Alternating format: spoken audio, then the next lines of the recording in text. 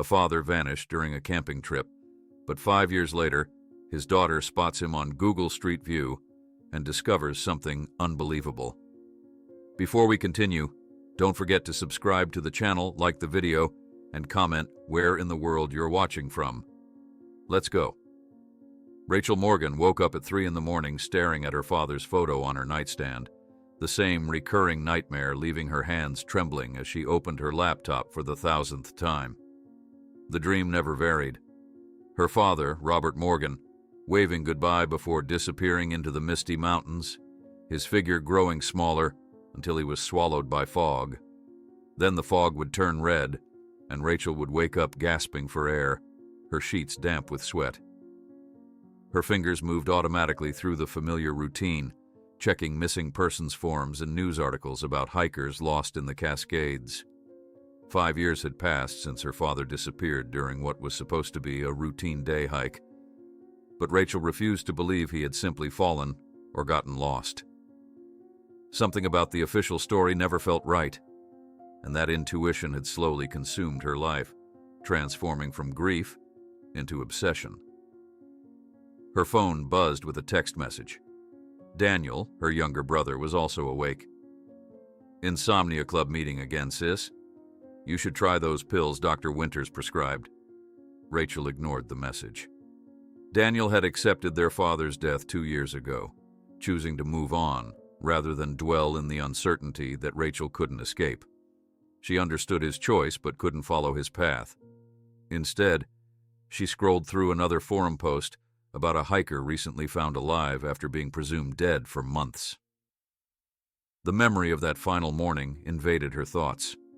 Robert adjusting his backpack in the driveway, promising to bring back photos from the summit. "Just a quick hike," he'd said, kissing her forehead. "I'll be back for dinner." That was the last time she saw him. The search teams found his car at the trailhead, but no other trace. No body, no equipment, nothing. Dawn crept through the blinds as Rachel finally closed her laptop. She had exactly 2 hours before her alarm would signal the start of another workday. Closing her eyes, she fell into a fitful sleep, filled with foggy mountains and distant voices. "Morgan, these quarterly projections are completely off." Rachel's boss, Trevor, dropped a folder on her desk, his expression a mixture of concern and frustration. "This is the third mistake this week. Is everything all right?" Rachel blinked rapidly, trying to focus on the spreadsheet in front of her. The numbers blurred together, casualties of another sleepless night. "I'm sorry, I'll fix them right away. Just been having trouble sleeping lately." "Lately?" "Rachel, this has been going on for months." Trevor lowered his voice. "Look, you're one of our best analysts when you're on your game, but I'm starting to worry. Maybe take a few days off? Use some of that vacation time you've been hoarding?" She nodded non-committally, knowing she wouldn't take his advice. Work was the only thing that kept her functional, that forced her to maintain some semblance of normalcy. Without it, she'd probably spend every waking moment lost in her investigation. As Trevor walked away, Rachel pulled up the spreadsheet and forced herself to concentrate. Numbers were safe. Numbers made sense, unlike disappearances without explanations. "You can't keep living like this," Julie said, stirring her coffee at their usual corner table in the cafe across from their office building.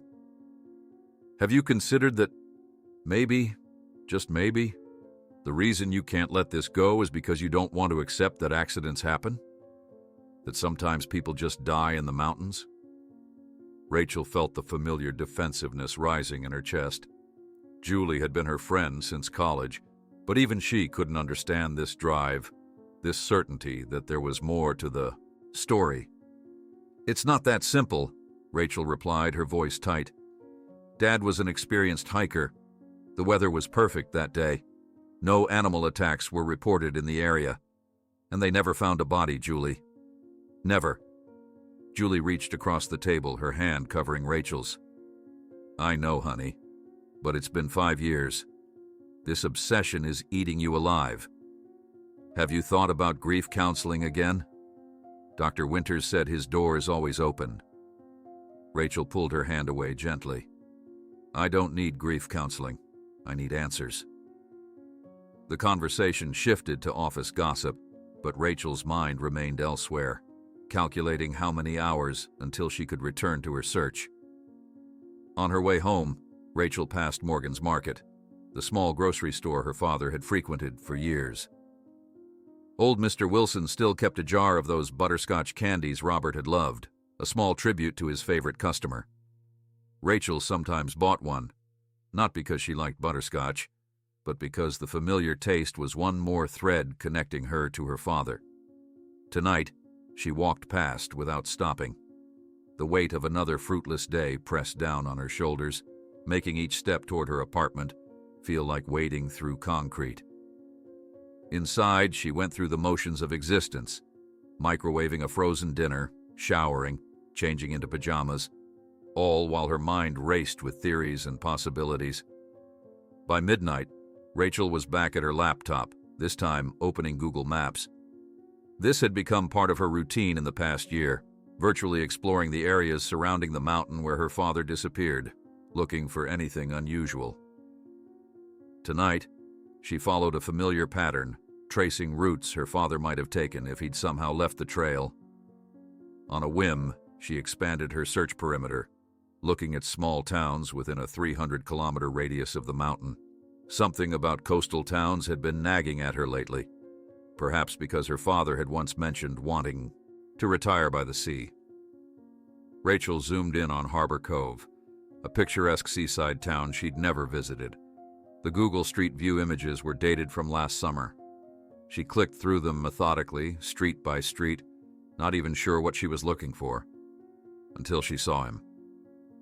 The image showed a typical small-town street scene, a bakery, a bookstore, pedestrians going about their day.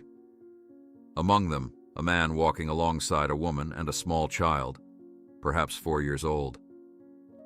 The man's face was half turned toward the camera, caught in mid-stride. Rachel's heart stuttered. She blinked hard, certain her exhausted mind was playing tricks on her. But when she opened her eyes, he was still there. Her fingers trembled as she zoomed in, the image becoming pixelated, but still discernible. The slightly crooked nose from a childhood break, the characteristic tilt of his head, and there, visible even in the grainy image, the small scar above his left eyebrow from a camping accident when Rachel was 10. "Dad?" she whispered to the empty room, her voice cracking. Rachel scrutinized every detail, comparing the image to her memories and the thousands of photos she'd pored over during the past 5 years. The way he held his shoulders, the slight forward lean when he walked, the particular gesture caught by the camera as he pointed something out to the child. This wasn't wishful thinking or the desperate hallucination of a sleep-deprived mind. This was Robert Morgan, alive and walking down a street 300 kilometers from where he supposedly died, with a woman and child who were definitely not his family. Rachel's hands shook so badly she could barely navigate the print dialogue. The printer in the corner whirred to life, producing a copy of the image. She printed 3 more, afraid that somehow the first might vanish or the Google image would be updated, erasing this evidence. Checking the timestamp on the Street View image, just 8 months ago, Rachel felt a surge of adrenaline unlike anything she'd experienced in years. Her father was alive, and he had another family. The clock read 3:42 a.m., but Rachel didn't hesitate. She grabbed her car keys and the printed photos, not bothering to change out of her pajamas or even put on a proper coat over her t-shirt. The 20-minute drive to her mother's house passed in a blur of streetlights and racing thoughts. Evelyn Morgan had never moved from the family home, despite Rachel and Daniel's suggestions that it might be healthier to start fresh somewhere new. "My memories are here," she'd always said. "The good ones, too, not just the painful ones." Rachel used her key to enter quietly, expecting to find the house dark and silent. Instead, a soft light spilled from the living room. She followed it, rehearsing how to break this impossible news gently. But the words died in her throat when she found her mother sitting on the sofa, an old photo album open on her lap, tears streaming silently down her face. Scattered around her were letters and documents Rachel had never seen before. Evelyn looked up, startled by her daughter's sudden appearance, and Rachel saw something in her eyes that stopped her cold. Not surprise, but a deep, resigned fear. "Mom, I found Dad," Rachel said, extending the printed photo, but her mother's expression didn't register shock, only a weary resignation that suggested she had suspected the truth for a very long time. For a long moment, mother and daughter stood frozen in a tableau of mutual shock, the printed photo trembling in Rachel's outstretched hand. Evelyn's face drained of color as she slowly closed the photo album on her lap. "How did you find him?" Evelyn finally whispered, her voice barely audible in the silent house. Rachel's arm dropped limply to her side, the certainty that had propelled her through the night suddenly giving way to confusion. "You know?" The question came out as an accusation. "How long have you known?" Evelyn's gaze dropped to the scattered papers around her. Her shoulders slumped as though relieved of carrying a great weight, yet somehow heavier for it. "I didn't know. Not for certain." She hesitated, then added, "I suspected." Rachel crossed the room in 3 quick strides, her initial shock hardening into anger. "What do you mean you suspected? For how long?" Every word emerged sharp-edged and brittle. "Rachel, please try to understand." "Understand what, Mom?" "That my father might be alive and you didn't tell me. That I've spent 5 years of my life searching while you kept secrets?" Rachel's voice crescendoed with each question, years of sleepless nights and unanswered questions fueling her rage. Evelyn flinched at her daughter's outburst but didn't retreat. Instead, she reached for a weathered wooden box on the bookshelf behind the sofa. Her fingers trembled as she unlocked it and extracted a yellowed envelope. "2 years after your father disappeared, this arrived with no return address." Rachel snatched the envelope, her heart pounding as she pulled out a single sheet of paper. The message was brief, typed rather than handwritten. "Robert Morgan was seen in Willowbrook Harbor. He goes by a different name now. Some truths are better left undiscovered." "You had this for 3 years and never showed me?" Rachel's voice quavered between hurt and fury. "You let me keep searching? Let me think I was crazy for believing he might be alive?" Evelyn's eyes welled with fresh tears. "I was scared, Rachel. Scared of what it meant. Scared of what else we might discover." She gestured helplessly toward the photo album. "If Robert chose to disappear, to abandon us, what good would come from finding him? Would dragging him back repair what he broke?" Rachel paced the living room, the letter clutched in her fist. "That wasn't your decision to make. We deserved the truth. I deserved the chance to decide for myself what to do with it." "And what exactly is the truth?" Evelyn asked, her voice suddenly firmer. "That photo..." She nodded toward the printout that had fallen to the floor. "What does it tell you? That he's alive, yes, but also that he's moved on completely. New town, new woman, new child. Does knowing that help you, Rachel? Does it give you peace?" The question hit Rachel like a physical blow. She stopped pacing and stared at the image of her father walking with his new family. The happiness evident in his posture was a knife twisting in her chest. "I don't know," she admitted softly, "but I know that not knowing was killing me." Back in her apartment, Rachel pinned the Google Street View image to her investigation board, which had grown from a simple corkboard to an entire wall of her living room over the years. The sight of her father's face among the maps, newspaper clippings, and timelines sent a surreal jolt through her. She was no longer searching for a missing man. She was tracking someone who didn't want to be found. Rachel settled at her desk with renewed purpose, her earlier fatigue forgotten. If her father had created a new identity, there would be records, tax filings, property deeds, vehicle registrations, digital breadcrumbs that could lead her to his door. Starting with the location from the Street View image, Rachel cross-referenced public records for Harbor Cove and the surrounding areas. She searched for men matching her father's age and physical description who had established residency within the past 5 years. 3 hours and countless database searches later, she found him. Thomas Wheeler, 53 years old, moved to Harbor Cove 4.5 years ago. The driver's license photo in the public record was unmistakably her father, though his hair was now salt and pepper and he wore glasses he hadn't needed before. Thomas Wheeler, Rachel murmured, the false name bitter on her tongue. The man who had taught her to always tell the truth now lived a life built entirely on lies. His LinkedIn profile revealed that Thomas worked as an accountant at a local firm, the same profession Robert Morgan had practiced. The profile was sparse, listing only his current position and a vague reference to previous experience in corporate finance. No education history, no prior employment. A professionally crafted blank slate. Rachel was so engrossed in her discovery that she jumped when her phone rang. Daniel's name flashed on the screen. "Hey, what happened last night?" he asked without preamble.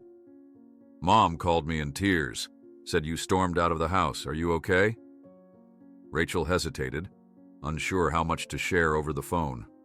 Daniel had always been the pragmatic one, the brother who accepted their father's death and encouraged her to do the same. Would he even believe her? "I found something, Daniel. Something about Dad. I need to process it before I can explain." "Rachel." His voice carried a familiar note of concern tinged with exhaustion. "Please tell me you haven't gone down another rabbit hole. We talked about this. The therapist said, 'He's alive.'" The words burst from her, too enormous to contain. "Dad is alive. I found him." Silence stretched between them, broken only by Daniel's measured breathing. "That's not possible," he finally said, his tone gentle but firm, as though speaking to a child. "Rachel, I'm worried about you. Your obsession is starting to affect your perception of reality." "I have proof, Daniel." Google Street View captured him in a coastal town called Harbor Cove. "I found his new identity. He's calling himself Thomas Wheeler. He has a wife and a little boy." The details tumbled out in a rush. "Mom received an anonymous letter years ago suggesting he was alive, but she hid it from us." "Wait, slow down.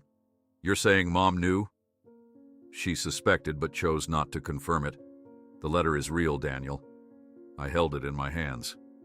Another long pause. "I'm coming over," he said finally. "Don't do anything until I get there. Promise me, Rachel." But Rachel had already opened a new browser, tab, searching for property records under Thomas Wheeler's name. A match appeared instantly, a charming blue clapboard house 3 blocks from the harbor, and beneath it, a notice that sent her pulse racing. The property had been listed for sale just 8 days ago. "I have to go, Daniel. There's something I need to check." She ended the call despite her brother's protests and opened the real estate listing. The virtual tour showed a meticulously maintained home with views of the harbor from the upstairs windows. The listing noted that the sellers were relocating due to a job transfer. Estimated closing date, 2 weeks from now. 2 weeks. After 5 years of searching, Rachel now had a ticking clock counting down to her father's disappearance. Again. Her phone buzzed with texts from Daniel, but she ignored them, focusing instead on booking a hotel room in Harbor Cove and requesting emergency time off from work. This might be her only chance to confront her father before he vanished into yet another new life. As Rachel packed a small suitcase, she tried to imagine what she would say when face to face with the man who had abandoned her family. Would she demand explanations? Express her hurt and anger? Simply ask why? No scenario she envisioned felt adequate for the magnitude of his betrayal. The late afternoon sun slanted through the blinds as Rachel finished her preparations. Her suitcase waited by the door, her notes and printouts carefully organized in a leather portfolio. Her flight would leave early the next morning. When a knock came at her door, she knew it would be Daniel. His concerned expression matched the worry in his voice on the phone earlier. "You're really going through with this," he said, taking in the suitcase and the travel documents on the coffee table. It wasn't a question.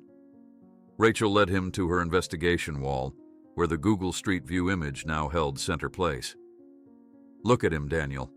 Really look." Daniel studied the photo, his jaw tightening. It's a blurry street image. It could be anyone who resembles Dad. It's not just anyone. Rachel pulled up the driver's license photo of Thomas Wheeler on her laptop. "I found his new identity. New name, new job, new family. Same person." Daniel stared at the screen, his skepticism visibly wavering. "Even if, and it's a huge if, this is somehow Dad, have you thought about what you're doing? You're about to confront a man who went to extraordinary lengths to disappear from our lives. There has to be a reason." "Exactly. There has to be a reason, and I deserve to know what it is." Rachel's voice broke. "Don't you want to know why he left us?" "What I want," Daniel replied carefully, "is for my sister to stop destroying herself over a man who chose to walk away. If this is really him, and he's built a whole new life without us, maybe we should respect that he doesn't want to be found." Rachel shook her head emphatically. "That's not an option. Not after everything I've sacrificed searching for him." Daniel's expression hardened. "This is about your need for closure, not about what's best for anyone else. Have you even considered what this might do to Mom, or to this child who thinks Thomas Wheeler is his father? You're about to detonate a bomb in multiple people's lives." "The bomb was planted the day he decided to fake his death and abandon his family," Rachel shot back. "I'm just making sure everyone knows it's there." Brother and sister faced each other across an ideological chasm that had been growing between them for years. Daniel, who had processed his grief and moved forward. Rachel, who had channeled hers into an unrelenting quest for answers. "I can't support this," Daniel said finally, "but I know I can't stop you either." He moved toward the door, pausing with his hand on the knob. "Just be prepared, Rachel. The truth might not bring the healing you're hoping for." After Daniel left, Rachel returned to her computer, intending to review her travel arrangements one last time. A notification caught her eye, a security alert from one of the tracking programs she used for her research. Someone had run a search on her name and address within the past hour.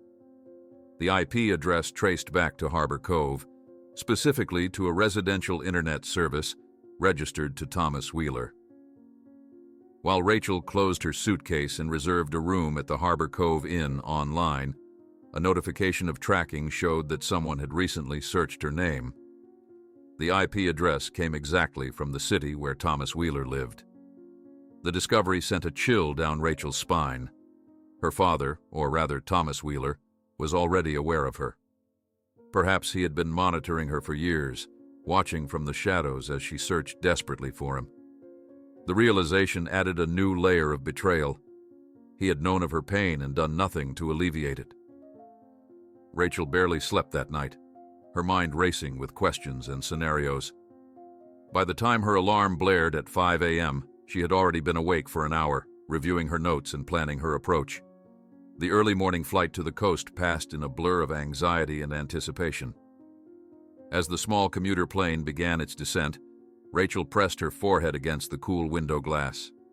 Below, Harbor Cove emerged from the morning mist, a picturesque seaside town with colorful buildings clustered around a natural harbor. Boats dotted the water like toys, and even from this height, she could see people moving along the waterfront boardwalk. Her father had been living here, building a new life in this postcard-perfect setting, while his first family fractured under the weight of his absence. "Welcome to Harbor Cove," the taxi driver said cheerfully, as Rachel settled into the back seat with her suitcase. "First time visiting?" Rachel nodded, not trusting herself to speak. Every building they passed, Every street corner could have been part of her father's daily routine. Had he walked that sidewalk, bought coffee at that cafe? The mundane possibilities felt surreal.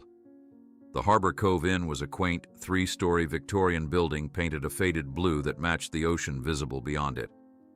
Rachel checked in mechanically, her responses to the friendly receptionist automatic and detached. Once alone in her room, Rachel immediately opened her laptop and verified the IP address that had searched her name. The digital trail led unmistakably to the Wheeler residence. Anger and anticipation churned in her stomach as she opened another browser tab to check who else might be tracking her movements. Nothing seemed amiss until she noticed a small notification in her email security tab. Someone had attempted to access her cloud storage, where she kept backup copies of all her research, just minutes ago. The attempt was unsuccessful thanks to her two-factor authentication, but the message was clear. She wasn't the only one gathering intelligence. Rachel paced the small room, her mind racing. If her father was monitoring her this actively, he might already know she was in Harbor Cove. The element of surprise she had counted on might already be lost. Deciding that waiting would only increase her anxiety, Rachel changed into jeans and a light sweater, tucked her phone and a small notebook into her bag, and headed out to familiarize herself with the town, and perhaps catch a glimpse of Thomas Wheeler. The April morning was cool but pleasant as Rachel walked along the town's main street. She had memorized the location of Wheeler Accounting Services from her research, a small office in a converted Victorian house just 2 blocks from the harbor. According to their website, they specialized in financial services for small businesses and high-net-worth individuals. The firm employed only 4 people, including Thomas. Rachel positioned herself strategically at a cafe across the street, ordering a latte and claiming a table by the window. From here, she had a clear view of the accounting firm's entrance. Her heart hammered against her ribs as she rehearsed what she might say if her father suddenly emerged from those doors. 2 hours and 3 coffees later, Rachel's patience was rewarded. The door to Wheeler Accounting opened, and a tall figure stepped out. Even from this distance, even with the gray now prominent in his hair and the glasses he hadn't worn before, Rachel would have recognized him anywhere. Robert Morgan, now Thomas Wheeler, checked his watch and started walking toward the harbor. Rachel left cash on the table and followed, maintaining a careful distance. Her legs felt wooden and uncooperative, her breath shallow. This wasn't how she had imagined their reunion. In her daydreams, she had always confronted him immediately, demanding answers. But now that he was within reach, Rachel found herself hesitating, studying him like a stranger. He walked with the same slight forward lean she remembered, his pace deliberate and measured. As he neared the waterfront, he checked his watch again and scanned the area, seeming to look for someone. A woman's voice called out, "Thomas!" and Rachel froze. A slim blonde woman approached, holding the hand of a small boy. The child broke free and ran toward Robert Thomas, who scooped him up with a laugh that carried across the distance. The sound stabbed at Rachel's heart. How long had it been since she had heard her father laugh? The 3 of them settled at an outdoor table of a waterfront restaurant, a family having lunch together on a beautiful spring day, the picture of normalcy that had been stolen from Rachel's life 5 years ago. Rachel discreetly took photos with her phone, capturing the interaction from her position behind a nearby tourist shop. Her father seemed relaxed and happy, pointing out boats in the harbor to the little boy, who must have been around 4 or 5. The woman, Caroline, according to Rachel's research, touched Thomas's arm affectionately as they talked. The domesticity of the scene made Rachel feel like a voyeur, intruding on a life she had no part in. Yet, this man owed her explanations. His happiness had come at the expense of her family's peace. After they finished lunch, the 3 walked hand in hand along the boardwalk. Rachel maintained her distance but followed, documenting their movements. Eventually, Caroline checked her watch and kissed Thomas goodbye, taking the boy with her toward what Rachel presumed was his preschool or daycare. Thomas watched them go with a fond expression before turning back toward his office. Rachel considered confronting him then, in public where he couldn't easily escape, but something held her back. She needed more information before making her move. That afternoon, Rachel visited the local library, a modest building with large windows overlooking the harbor. The library would have public records and local newspapers that might fill in more details about Thomas Wheeler's arrival in Harbor Cove. "Can I help you find something?" asked an elderly librarian with a name tag reading Margaret. "I'm researching recent town history," Rachel explained, keeping her voice casual. "Specifically people who moved here in the last 5 years or so. Is there an archive of local newspapers I could access?" Margaret led her to a computer terminal. "We've digitized the Harbor Gazette going back 15 years. You can search by keyword or date." Rachel thanked her and began searching for mentions of Thomas Wheeler. The results were sparse, but illuminating. A brief welcome note in the community section from 4.5 years ago mentioned Thomas Wheeler, who joins us from Seattle. A photo from 3 years ago showed him at a Chamber of Commerce event. Last year, he had sponsored a Little League team. "Mr. Wheeler is quite active in our community," Margaret commented, noticing the articles on Rachel's screen. "He and his wife donate generously to the library's children's program." Rachel tensed. "You know him personally?" "Oh, everyone knows everyone in Harbor Cove," Margaret smiled. "Thomas is a bit reserved but very kind. Their son Michael is a regular at our story time. Bright little boy, loves drawing just like his father." Rachel's throat tightened. Her own brother Daniel was an artist, a talent he had inherited from their father, who used to sketch landscapes during family camping trips. Some traits, it seemed, carried through regardless of which life Robert or Thomas was living. "When did they move here exactly?" Rachel asked, trying to keep her voice steady. "Let me think. Michael was just a baby, so it must have been about 4 years ago. They bought the old Peterson place up on Lighthouse Road." Margaret tilted her head curiously. "Are you a friend of the family?" "Just doing research," Rachel murmured, turning back to the computer screen. After leaving the library, Rachel walked to the address she had found in the property records. The blue clapboard house matched the photos from the real estate listing with its wide front porch and white trim. A for sale sign in the front yard confirmed that the Wheelers were indeed preparing to move. Rachel took photos from across the street, careful not to appear suspicious to neighbors. As the afternoon waned, she returned to her hotel room to compile her findings and plan her next move.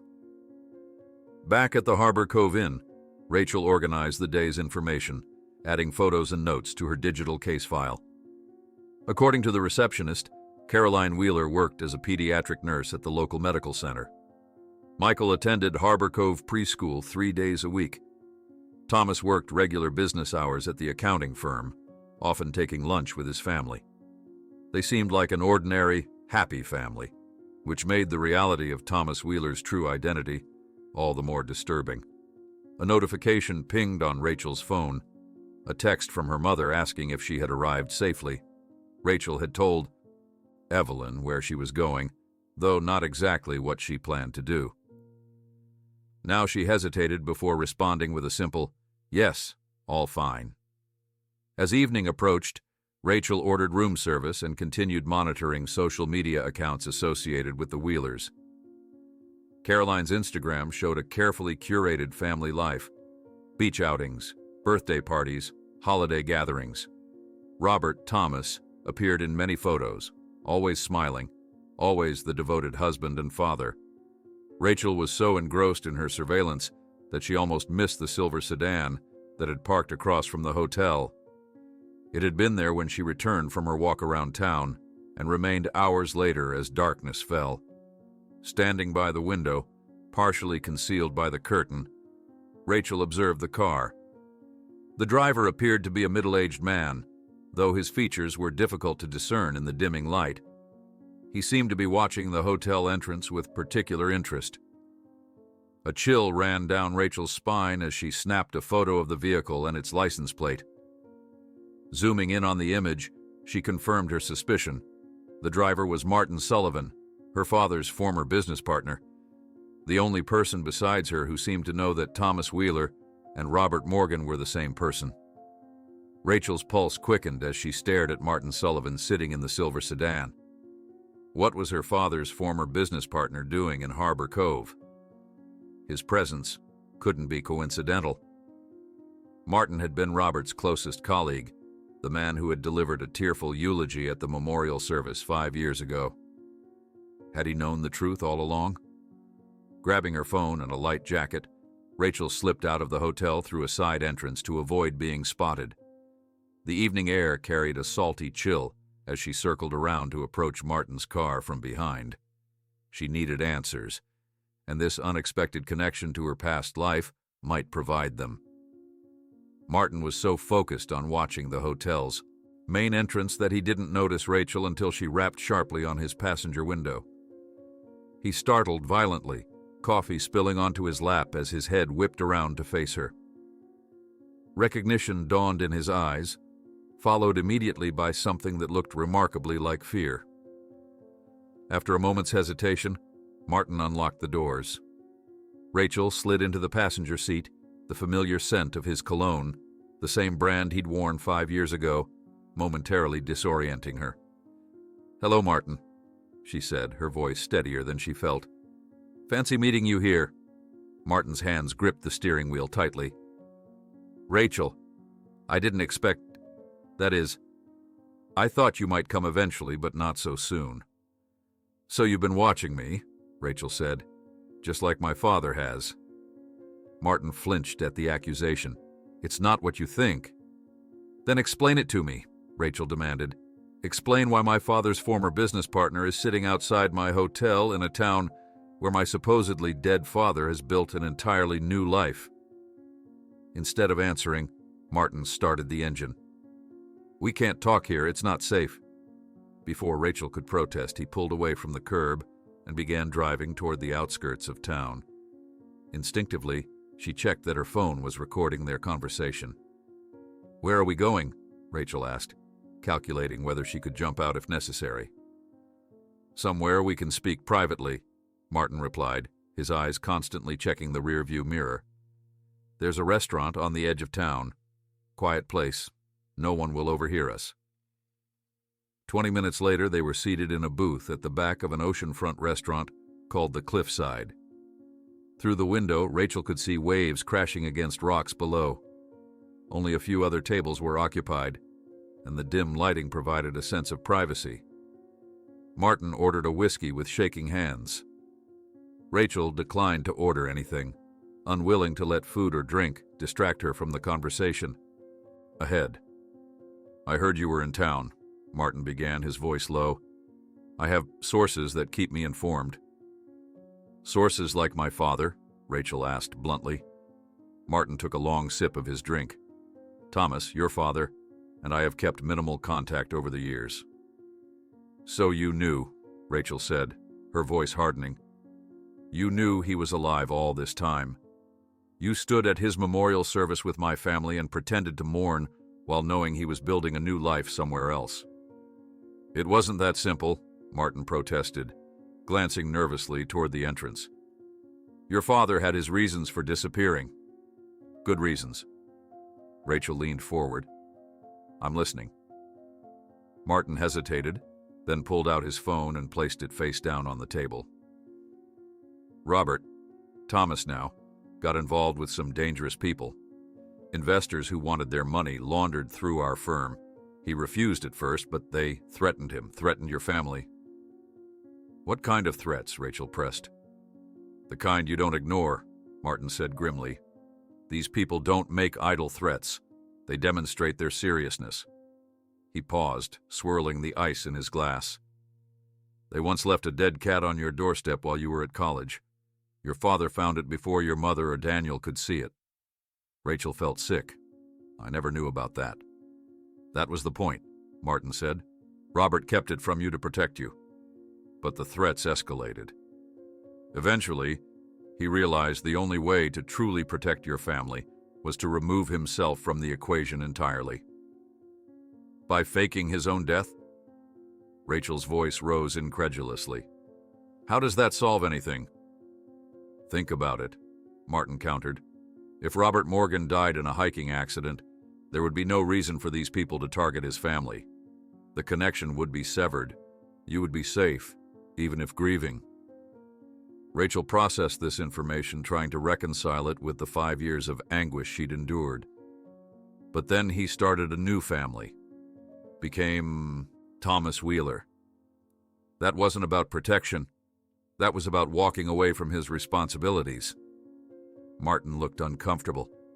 That wasn't the original plan.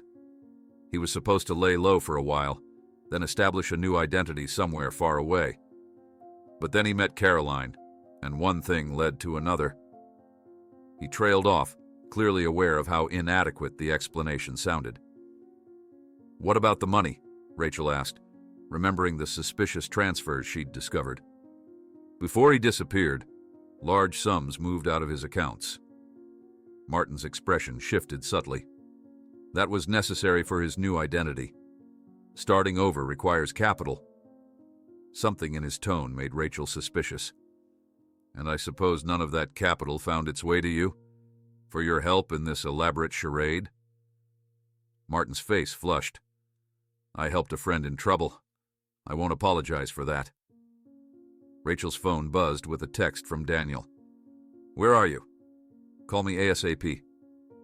Ignoring it, she pressed on. These dangerous people.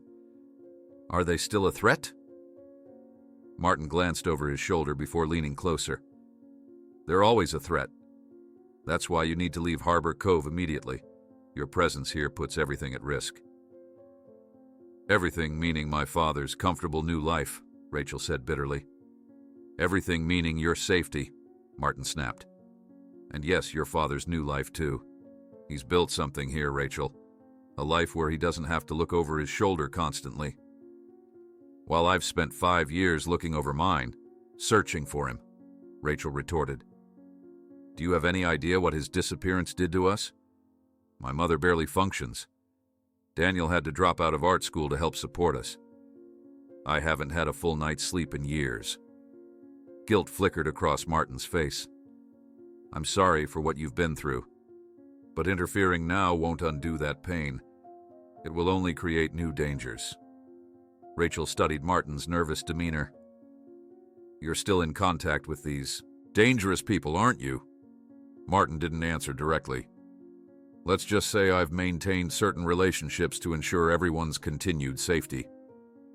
Does my father know you're here? Rachel asked suddenly. Martin hesitated a beat too long. No.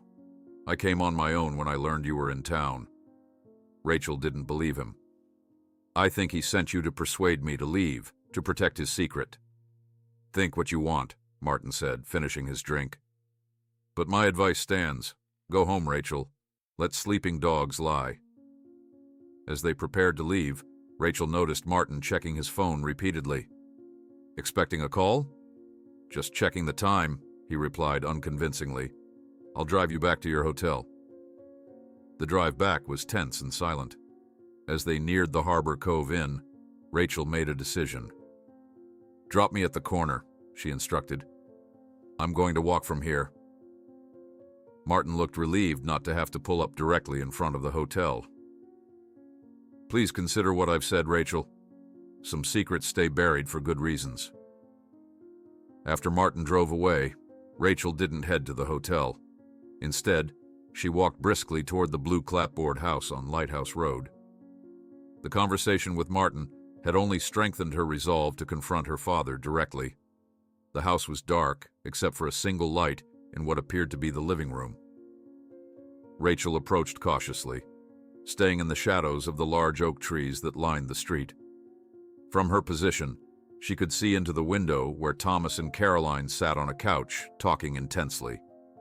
Caroline's body language suggested distress, her shoulders hunched, hands gesturing emphatically. Thomas Robert looked equally agitated, repeatedly running his hands through his hair in a gesture Rachel recognized from her childhood. Whatever they were discussing, it wasn't pleasant. Rachel edged closer, wishing she could hear their conversation. As she moved, a twig snapped beneath her foot. Thomas's head snapped up, eyes scanning the darkness outside. Rachel froze, pressing herself against a tree trunk. After a tense moment, Thomas rose and moved to close the curtains. Before they shut completely, Rachel saw Caroline wipe tears from her face. The next morning, Rachel positioned herself near Harbor Cove Preschool, observing as Caroline dropped off Michael. The little boy hugged his mother tightly before running to join his classmates. Rachel felt a pang watching him, this half-brother she had never known existed.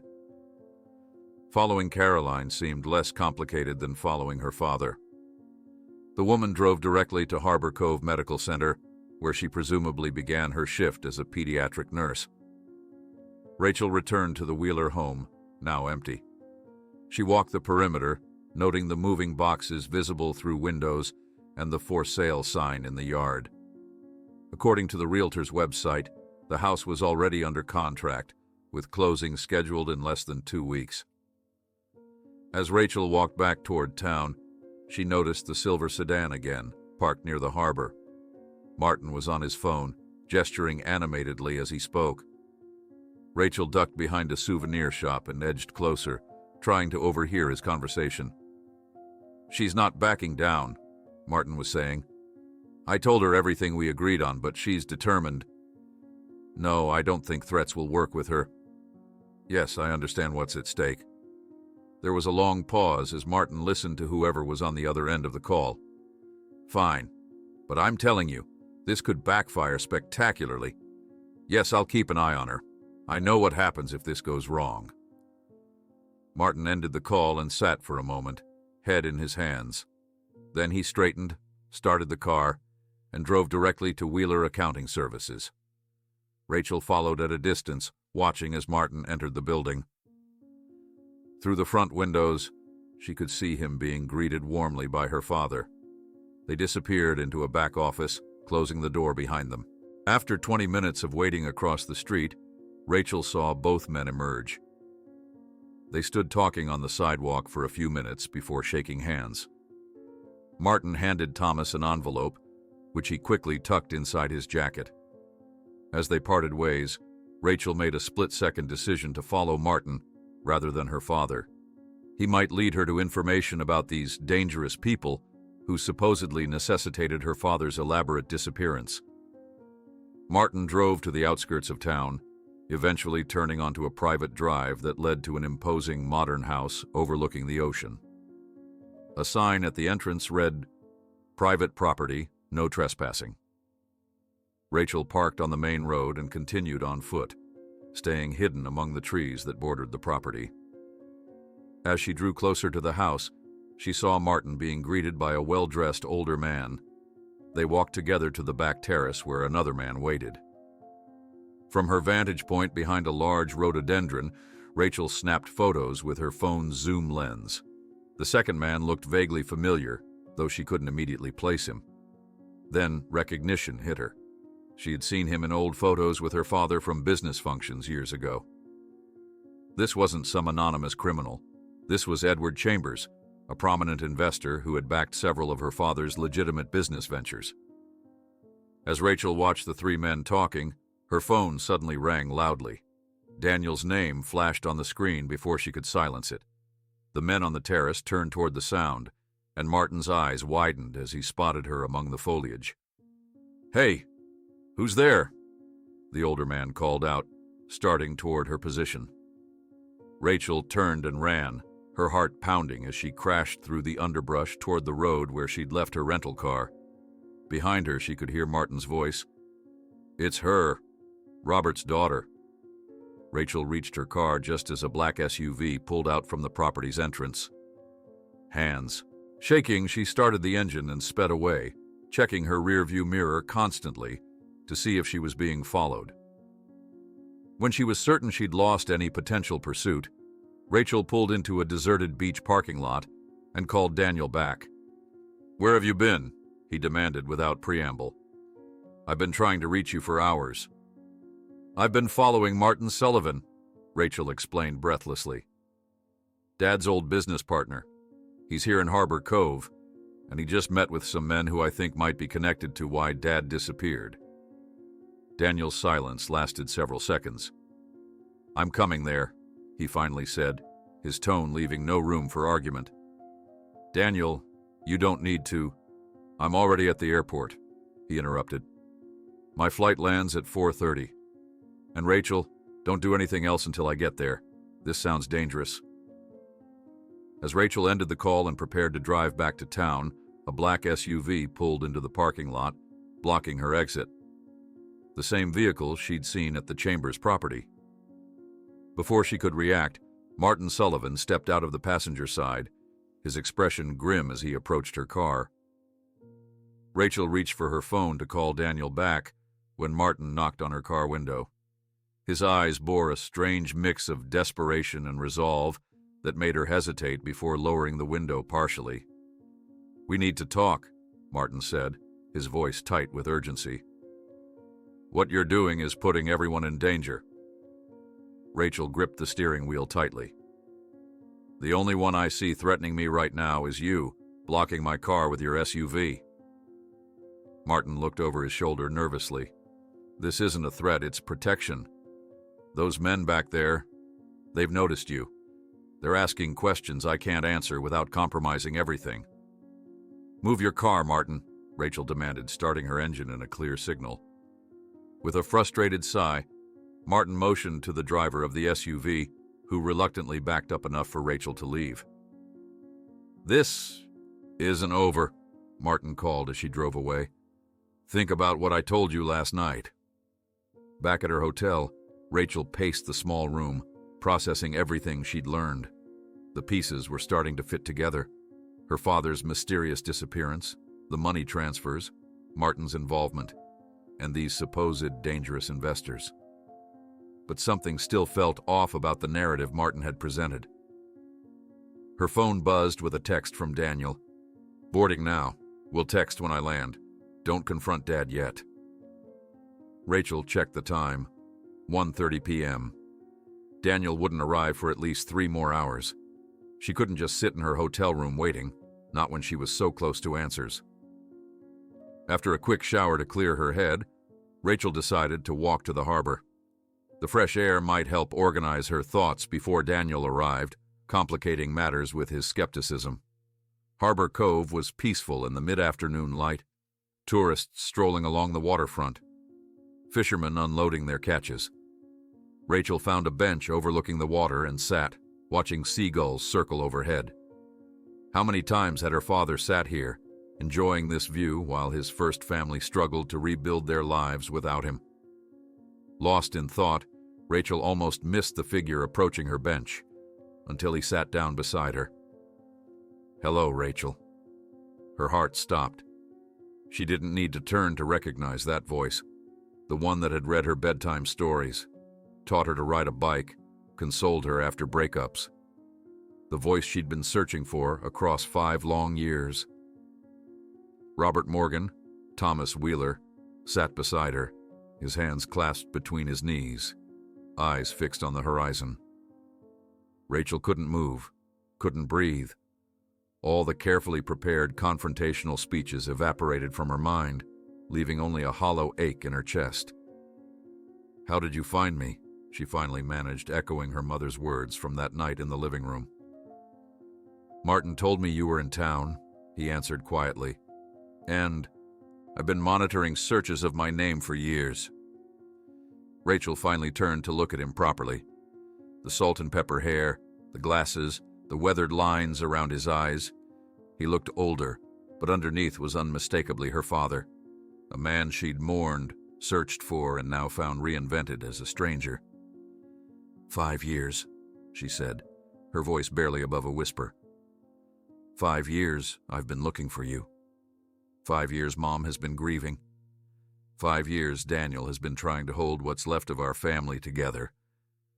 Robert, she couldn't bring herself to think of him as Thomas, winced visibly. "I know," and I'm sorry for that pain. Sorrier than you can imagine. Why? The question came out raw and broken. Why did you do it? Robert looked around cautiously before answering. It's complicated, Rachel. I became involved with some dangerous people through investments the firm was handling. When I tried to back out, they threatened you, your mother, Daniel, everyone I loved. Martin mentioned those threats. The dead cat. Robert nodded grimly. That was just the beginning. They made it clear they would hurt you all unless I cooperated. Disappearing seemed like the only way to keep you safe. But you didn't just disappear, Rachel countered, anger rising through her shock. You built a whole new life, a new family. Robert ran his hands through his hair, that familiar gesture again. That wasn't planned. I was hiding out here, living a solitary life as Thomas Wheeler. Then I met Caroline at a community fundraiser. One thing led to another. I never intended to fall in love, to have another child, to forget about us. Rachel interrupted, her voice rising. I never forgot about you, Robert insisted. Not for a single day. I kept track of you all. Your graduation, Daniel's art exhibitions, your mother's garden winning that neighborhood contest. The thought of him watching their lives from afar, present but unreachable, sent a wave of nausea through Rachel. You were stalking us while we thought you were dead. I was making sure you were safe, he corrected gently. Making sure my sacrifice wasn't in vain. Rachel pulled out her phone and showed him photos from the past 5 years. Her college graduation with her mother looking hollow-eyed beside her, Daniel's first gallery showing, her mother's birthday with the 2 siblings trying to smile despite the empty chair at the table. Do we look safe to you? She asked bitterly. Do we look whole? Robert's eyes filled with tears as he scrolled through the images. I'm so sorry, he whispered. I thought I was protecting you. And what about them? Rachel nodded toward a family photo of the Wheelers she'd found online. Does Caroline know who you really are? Robert shook his head. She believes I'm an orphan with no family, that my past is too painful to discuss. So you've been lying to everyone, Rachel observed coldly. Your new wife thinks you're an orphan. Your first family thinks you're dead. Quite the illusionist, Dad. Robert flinched at her use of Dad, a title he'd abandoned along with his true identity. It wasn't supposed to be this complicated. I was going to establish a new identity, then gradually reconnect with you all once the threat had passed. But then Caroline happened, and Michael... He trailed off, clearly aware of how inadequate the explanation sounded. The money, Rachel said suddenly. Where did it go? Those transfers before you disappeared. Robert hesitated. Part of it went to setting up my new identity. Documentation isn't cheap when it needs to withstand scrutiny. Part went to Martin for his help, and part... He hesitated again. Part was insurance. Insurance? Information, he clarified, about the people threatening us. Evidence of their illegal activities. I kept it as leverage, to ensure they'd leave you all alone if they ever discovered I was still alive. Rachel processed this information, mentally comparing it with what she'd learned from Martin. These dangerous people, I saw them today with Martin. They didn't look like criminals, they looked like businessmen. Robert's expression darkened. The most dangerous criminals often do. What's in the envelope Martin gave you today? Rachel asked abruptly. Surprise flickered across Robert's face. You've been watching me that closely? I learned from the best, Rachel replied coldly. Robert pulled the envelope from his jacket and opened it. Inside were several pages of financial documents and a USB drive. Updated information about their operations. Martin has been my eyes and ears. Can I trust him? Rachel asked bluntly. Robert considered the question carefully. Martin is complicated. He's helped me, but he's also protecting himself. He walks a fine line between these people and me. A call interrupted their conversation. Robert checked the screen and tensed visibly. "It's Caroline," he said, then answered with a cheerfulness that sounded forced to Rachel's ears. "Hey, honey. No, just taking a walk by the harbor. Yes, I'll pick up Michael at 3. Love you too." As he ended the call, Rachel studied his face. "You really do love her, don't you?" Robert looked pained. "I do, just as I still love your mother and you and Daniel. The heart doesn't replace people, it expands." "How convenient for you," Rachel said bitterly. "Meanwhile, we've been living with a hole where you should have been." "What are you going to do now?" Robert asked, his voice low with apprehension. "Now that you've found me?" Rachel had asked herself the same question repeatedly since discovering her father's image on Google Street View. The answer had seemed clear then. Confront him, expose him, force him to acknowledge the pain he'd caused. But now, facing him, understanding the complexity of his choices, she felt less certain. "Daniel is coming," she said instead of answering directly. "His flight lands at 4:30. Robert paled. "Daniel knows too." "Did you think I wouldn't tell my brother that our father is alive?" "Rachel, this complicates everything. The more people who know—" "What about Caroline?" Rachel interrupted. "Does she deserve to know she's married to a man with a secret past? That Michael has siblings he's never met?" Robert looked genuinely tormented. "I've wanted to tell her the truth so many times, but how do you tell someone that your entire relationship began with a lie?" "You need to figure that out," Rachel said firmly. "Because I'm not leaving Harbor Cove until everything is out in the open." Robert checked his watch anxiously. "I need to pick up Michael soon. Please, give me a few days to prepare Caroline. This will devastate her." "The way your death devastated us?" Rachel countered, but her tone had softened slightly. "I'll tell her everything," Robert promised. "Just let me do it properly. Let me explain before her world falls apart." Rachel considered his request. The hurt child in her wanted immediate justice, wanted to march to Caroline's workplace and reveal everything. But the adult she'd become recognized the collateral damage that would cause, especially to a little boy who'd done nothing wrong. 2 days, she conceded finally. "You have 2 days to tell her yourself. After that, I can't promise anything." Robert nodded, relief briefly crossing his features. "Thank you." He stood to leave, hesitating as though wanting to embrace her, but recognizing the gulf between them was too wide for such intimacy. "I'll contact you when I've spoken with Caroline." "One more thing," Rachel said as he turned to go. "I deserve to know the full truth about everything. No more lies, no more half-explanations." "I promise," Robert said, his voice breaking slightly. "You deserved a better father than me, Rachel." As he walked away along the harbor path, Rachel remained on the bench, emotionally exhausted yet strangely calm. She had finally confronted her father after 5 years of searching. The answers she'd received weren't neat or satisfying, but they were a beginning. Alone in the hotel room, Rachel observed through the window her father walking hurriedly down the dark street when she noticed a second black car discreetly following him. Whoever these dangerous people from Robert's past were, they also seemed to have just found him. Rachel's heart hammered in her chest as she watched the black sedan trailing her father. The vehicle maintained a careful distance, headlights dimmed, moving with the practiced precision of professionals. This wasn't a random coincidence. These people knew exactly who they were following. Without hesitation, Rachel grabbed her phone and jacket, rushing out of her hotel room.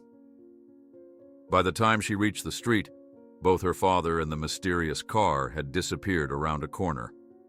She ran in that direction, her mind racing with possibilities. Were these the dangerous investors Martin had mentioned? Had her presence in Harbor Cove somehow triggered their interest in her father again?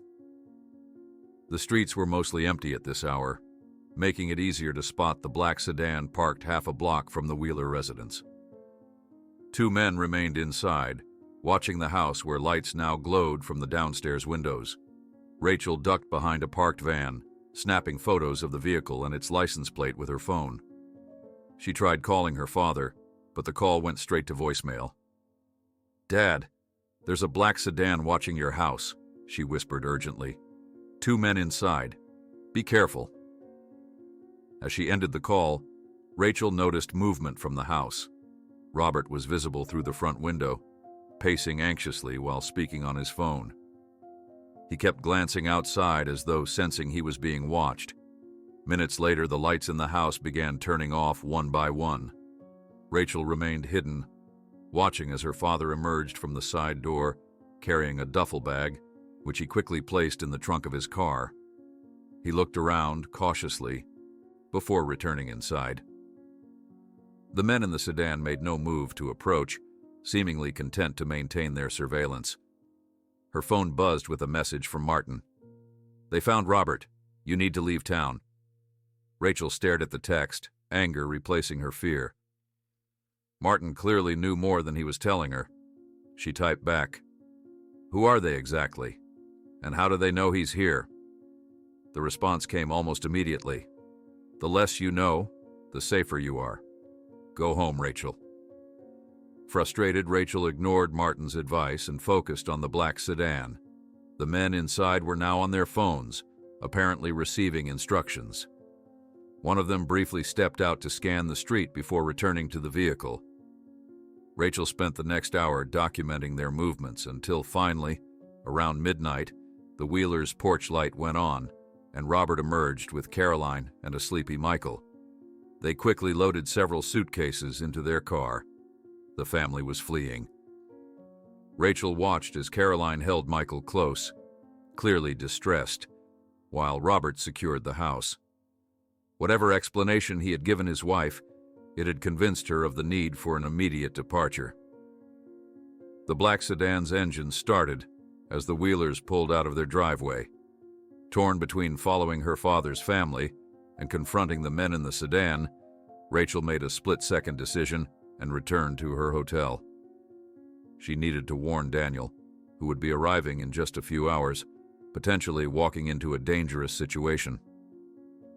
Back in her room, Rachel immediately began researching the license plate she had photographed. The car was registered to a shell company that, after some digging, she traced back to Edward Chambers Investment Group. The connection confirmed her suspicions. These were indeed the dangerous people from her father's past.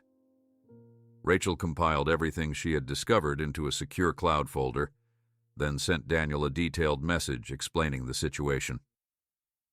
The clock read 2:13 a.m. when she finally collapsed onto the bed, exhaustion overtaking her despite the adrenaline still coursing through her veins. A pounding at her door jolted Rachel awake. Sunlight streamed through the curtains she'd forgotten to close. The bedside clock showed 9:47 a.m. "Rachel, open up!" Daniel's voice came through the door. She scrambled to her feet, disoriented, and pulled the door open to find her brother standing there, his face tight with concern. "You look terrible," were his first words as he entered the room, dropping his bag on the floor. "Nice to see you, too," Rachel replied, running a hand through her tangled hair. "How did you get here so early? Your flight wasn't supposed to land until 4:30. "I caught an earlier connection," Daniel explained, surveying the room with its scattered notes and laptop still open on the desk. "After your message about Dad being followed, I didn't want to wait. What the hell is going on, Rachel?" Rachel quickly brought Daniel up to speed, showing him the photos she'd taken of their father, Caroline and Michael, the black sedan, and the men watching the house. "So he really is alive," Daniel said softly, staring at the image of their father on Rachel's phone. His expression cycled through shock, disbelief, and finally a quiet anger. "And he has another family." "A wife and a son," Rachel confirmed. "Michael is 4 years old."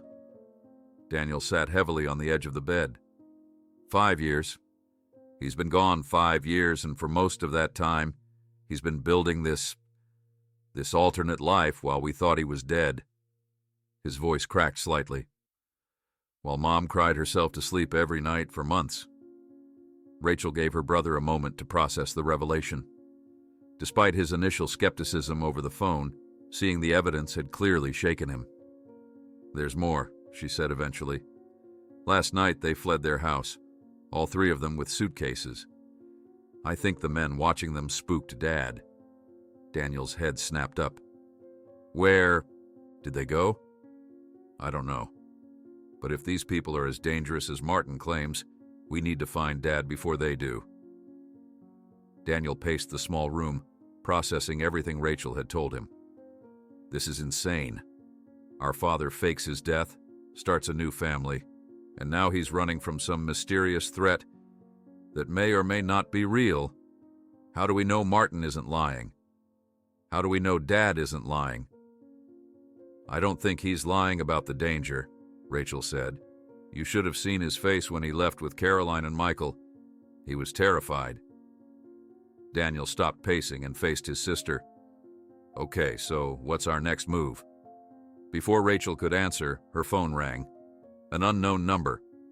She answered cautiously, putting it on speaker. "Rachel?" Her father's voice came through, tense and breathless. "Are you alone?" "I'm with Daniel," she replied. "He arrived early." A sharp intake of breath. "Daniel's there? Put me on speaker." "Already done," Rachel said. "Daniel, Robert's voice faltered. "I don't even know what to say." "How about starting with why you let us think you were dead for 5 years?" Daniel's voice was controlled but icy. "I will explain everything," Robert promised. "But right now I need you both to listen carefully. The men who were watching our house, they're dangerous. They work for Edward Chambers." "We know," Rachel interjected. "I tracked the license plate." "Good girl," Robert said, the familiar praise sending an unwelcome wave of nostalgia through Rachel. "They know I'm alive and they know you're here. That means you're both in danger, too." "What do they want?" Daniel demanded. "Information I've been holding as insurance," Robert explained. "Evidence of their money laundering operation. I need to meet with you both immediately. There's a place about 20 miles north of Harbor Cove, an old fishing cabin I rented under another name. I'll text you the GPS coordinates." "Where are Caroline and Michael?" Rachel asked. "Safe for now. I've sent them to Caroline's sister in Portland. It's better if they're not with me until this is resolved." "So Caroline knows?" Rachel pressed. A heavy sigh came through the speaker. "She knows enough. That I'm not who she thought I was. That people are after me. The full truth will have to wait until we're all safe." "And what's your plan?" Daniel asked skeptically.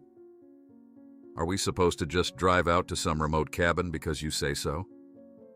"I understand your distrust," Robert said quietly. "But right now we need to work together. These people won't hesitate to use you to get to me." After the call ended, Rachel and Daniel debated their options. The GPS coordinates Robert had sent led to a location deep in the coastal forest. "It could be a trap," Daniel suggested, still processing his anger and confusion. "Set by our own father?" Rachel countered. "I don't think so. Whatever his faults, he doesn't want us hurt." Daniel wasn't entirely convinced, but he agreed they needed answers only their father could provide. They checked out of the hotel, careful to ensure they weren't being followed, and headed north in Rachel's rental car. The coastal highway wound through magnificent forests and occasional glimpses of the ocean below. Under different circumstances, it would have been a beautiful drive. Now, every curve brought a spike of anxiety as Rachel continually checked the rearview mirror for signs of pursuit. "Do you think he's actually changed?" Daniel asked suddenly, breaking a long silence. "Or is he still the same man who could walk away from his family without looking back?" Rachel considered the question. "I don't know. He seems remorseful, but also defensive about his choices." "Mom deserved better," Daniel said quietly. "We all did." As they approached the turnoff indicated by the GPS, Rachel noticed a black SUV parked on the shoulder about a quarter-mile back. It had been behind them for the last several miles, maintaining a consistent distance. "Daniel," she said tensely, "I think we're being followed." Daniel turned to look through the rear window. "Are you sure?" "That SUV has been behind us since we left the main road." Rachel accelerated slightly, watching as the SUV increased speed to match. Daniel's phone rang. Their father again. "We're almost there," Daniel answered, "but I think someone's following us." "Black SUV?" Robert asked sharply. "Yes." "Damn it. They must have been watching the hotel. Listen carefully. There's a logging road coming up on your right in about half a mile. Take it and drive as fast as you safely can. I'll meet you part way." Rachel spotted the turnoff and swerved onto the rough dirt road, gravel spraying as the car fishtailed slightly before gaining traction. The SUV followed, closing the distance between them. "Go faster," Daniel urged, gripping the dashboard as the car bounced over ruts in the road. Rachel pushed the rental car to its limits, navigating the narrow track while branches whipped past the windows. The SUV was falling behind slightly, its larger frame less suited to the tight turns of the logging road. Rounding a sharp bend, they spotted a blue pickup truck parked across the road, effectively blocking it. A figure stood beside it, their father, waving them forward. "What's he doing?" Daniel asked as Rachel slowed. "Creating a roadblock," she realized, pulling up beside the pickup. Robert rushed to their car. "Quick, get in my truck. They'll be here any second." Daniel hesitated, but Rachel was already moving, grabbing her bag and phone. "Daniel, come on." Reluctantly, Daniel followed, sliding into the pickup's back seat, while Rachel took the passenger side. Robert jumped into the driver's seat and reversed the truck down a nearly invisible side trail, concealing it behind dense undergrowth just as the black SUV came into view. From their hidden position, they watched as two men exited the SUV, approaching Rachel's abandoned rental car with weapons drawn. One spoke urgently into a phone while the other began searching the surrounding area. "They'll find us soon," Robert whispered, starting the engine. "Hold on." He navigated the truck through the forest on what appeared to be a game trail, barely wide enough for the vehicle. After several tense minutes of jostling over uneven terrain, they emerged onto another logging road, this one headed away from the pursuers. "That should buy us some time," Robert said, accelerating down the empty road. "The cabin is about 10 minutes from here." While they drove, Rachel observed her father carefully. The tense set of his jaw, the practiced way he handled the unfamiliar truck, the constant checking of mirrors. This was not the carefree, confident man who had raised her. This was someone accustomed to running, to looking over his shoulder. "Those men," she said quietly, "they'll trace the rental car back to me." "I know," Robert replied grimly. "That's why we need to move quickly. Once we reach the cabin, I'll explain everything. Who these people are, what they want, and how we're going to end this once and for all." Daniel leaned forward from the back seat. "And then what? We all just go back to our lives as if nothing happened? As if you didn't abandon us?" Robert's knuckles whitened on the steering wheel. "One problem at a time, son. First, we survive. Then we can talk about the future." As they pulled up to a small, weathered cabin nestled among towering pines, Rachel received a message from an unknown number. "Harbor Inn, room 212. Come alone and don't tell anyone, not even your brother. It's a trap, and you're both in danger." Rachel stared at the message on her phone, her blood running cold. The warning was explicit. Someone wanted to separate her from Daniel and her father, claiming they were both heading into a trap. She glanced up at the weathered cabin nestled among towering pines, then at her father unlocking the front door, and finally at Daniel, his face still a mask of controlled anger. Who had sent the message? And more importantly, should she trust it? "Everything all right?" Robert asked, noticing her hesitation as she stood rooted beside the truck. "Fine," Rachel lied, slipping the phone into her pocket. Whoever had sent the warning, she wasn't about to leave Daniel alone with a father whose truthfulness remained questionable. "Just checking if anyone's following us." The cabin's interior was sparse but clean. A main room with a kitchenette, a small bedroom visible through an open door, and a bathroom. Through the windows, Rachel could see nothing but trees and a sliver of ocean in the distance. They were completely isolated. "It's not much," Robert said, placing a duffel bag on the worn sofa. "But it's safe. No rental records in my name. Paid in cash 3 months ago as a contingency." Daniel circled the room, examining exits and sight lines with a vigilance that surprised Rachel. Her artistic brother had become more strategic than she'd realized. "You planned for this," Daniel observed, his tone accusatory. "You knew they'd find you eventually." Robert nodded, running a hand through his salt and pepper hair. "I've maintained contingency plans from the beginning. When you spend years looking over your shoulder, you learn to prepare for every scenario." Rachel moved to the window, scanning the dense forest surrounding them. "Those men following us, who are they exactly?" Robert unzipped the duffel bag and removed a laptop and several manila folders. "Edward Chambers employs them, technically as security for his investment firm, but they function more as enforcers, ex-military mostly." "And you're sure they followed us from the hotel?" Rachel pressed. "Almost certainly," Robert confirmed. "Once you started asking questions around town, you became a person of interest.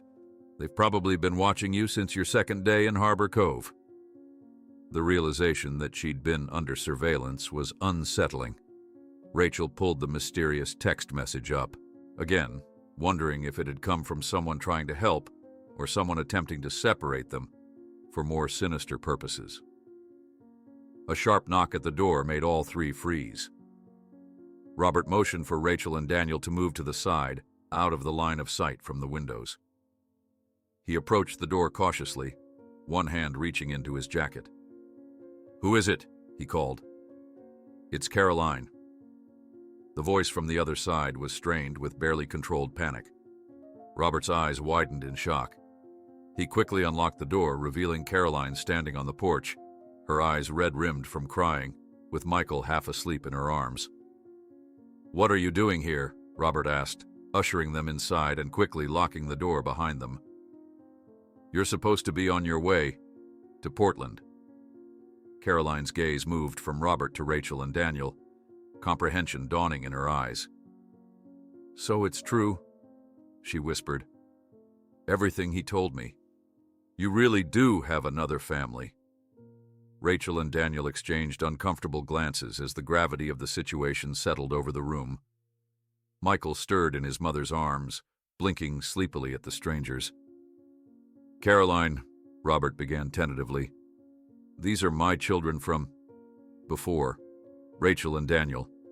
I was going to explain everything properly when this was all over." "When what was all over, Thomas?" Caroline's voice cracked on his false name. "Or should I call you Robert? I don't even know who I've been married to anymore." Michael looked up at his mother's distress. "Mommy, why are you crying?" Caroline pressed a kiss to her son's forehead. "Everything's okay, sweetheart. Mommy's just tired." She turned to Robert with barely contained fury. "We never made it out of town. Someone slashed our tires at the gas station. When I called for a tow, a man approached us in the waiting room. He said he was a friend of yours, Martin Sullivan." Robert tensed visibly. "Martin came to you? What did he say?" "He told me everything," Caroline said, her voice hollow. "That you're really Robert Morgan, that you faked your death 5 years ago, that you had a wife and 2 children before me." She glanced at Rachel and Daniel. "That you abandoned them without a word." The silence that fell was deafening.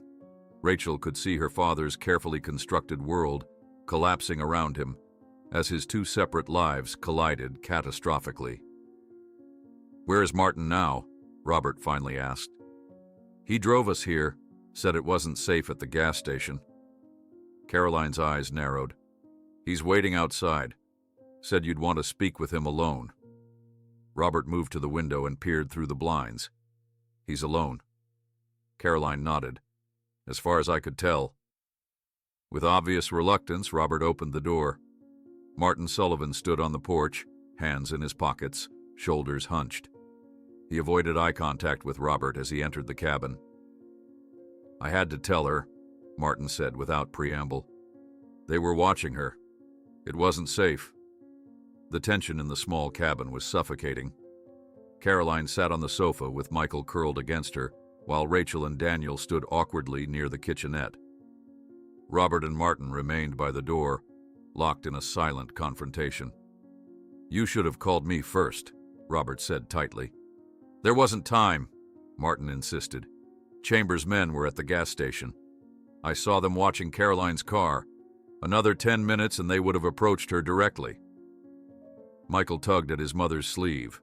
Who are these people, Mommy? The innocent question hung in the air, emphasizing the absurdity and pain of their situation.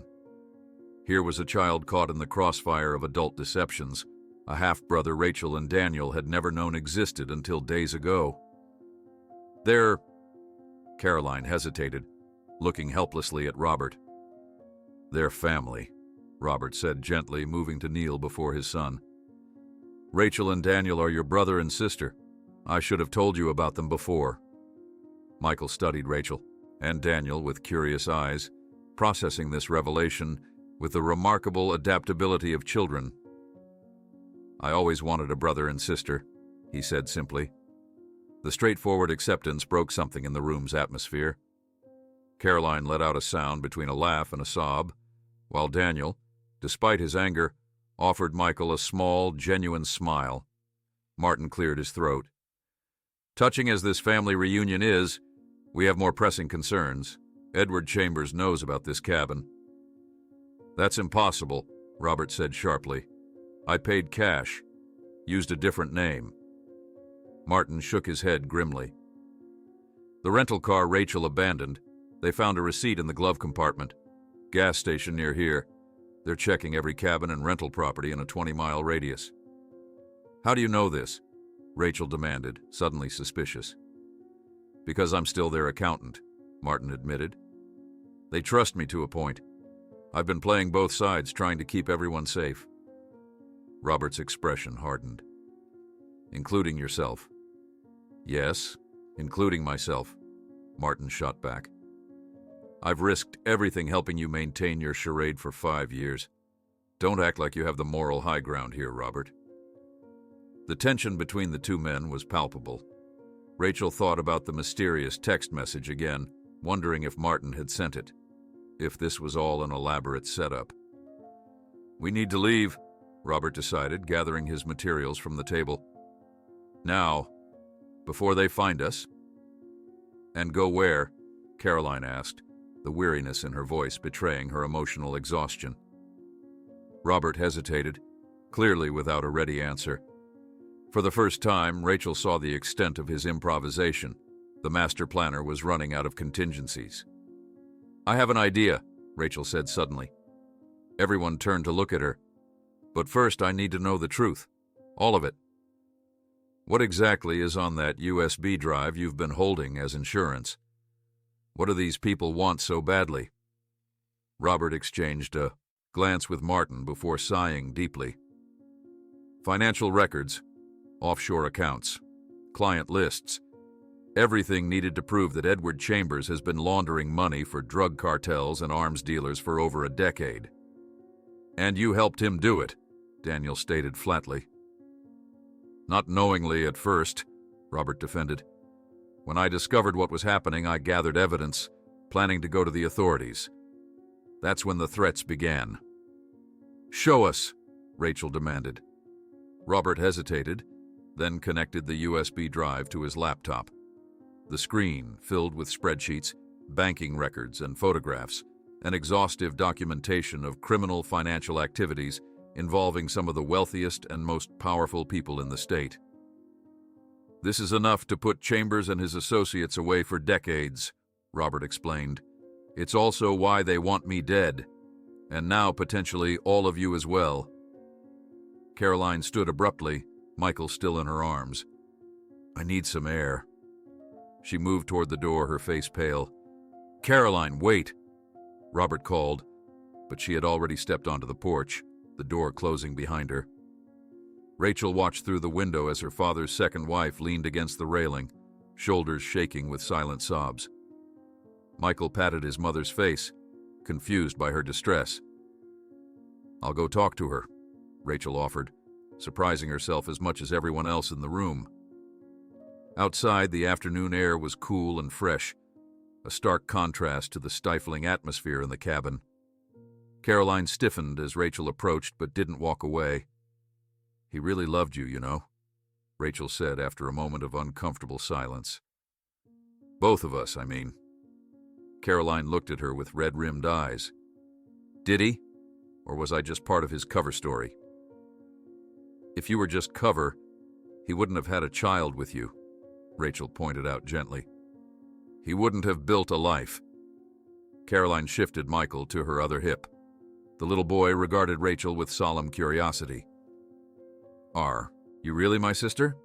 he asked suddenly. The simple question struck Rachel with unexpected force. This child was her brother, her father's son, just as Daniel was.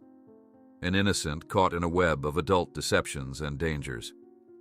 "Yes," she answered softly. "I am." While the group split into two cars to evade their pursuers, Rachel realized a painful truth. It wasn't only Robert who had been living a double life. Martin Sullivan, the supposed ally who had sent the warning message, was now standing on the opposite side of the hotel door, with the men in suits, knocking insistently and calling Thomas's name.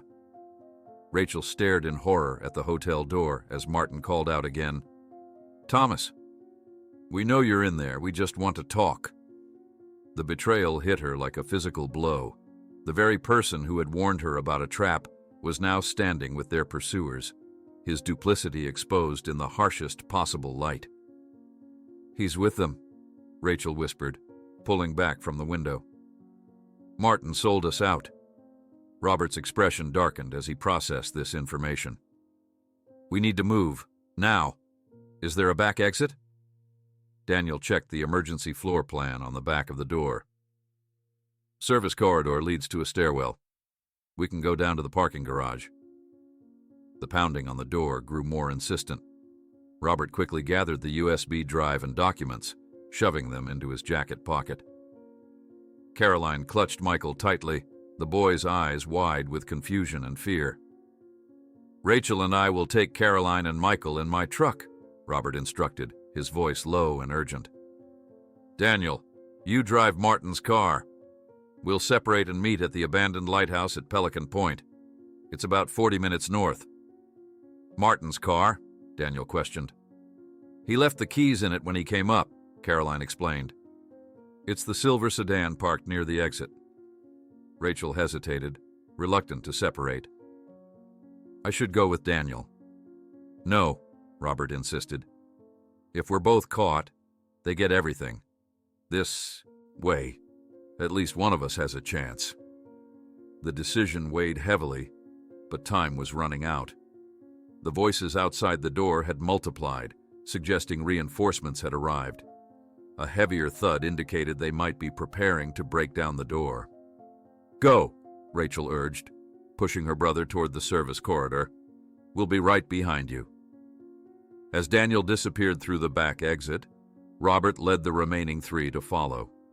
They slipped through the service area, past startled hotel staff, and down a narrow stairwell that smelled of industrial cleaner and cigarette smoke. The parking garage was dimly lit and mostly empty at this hour.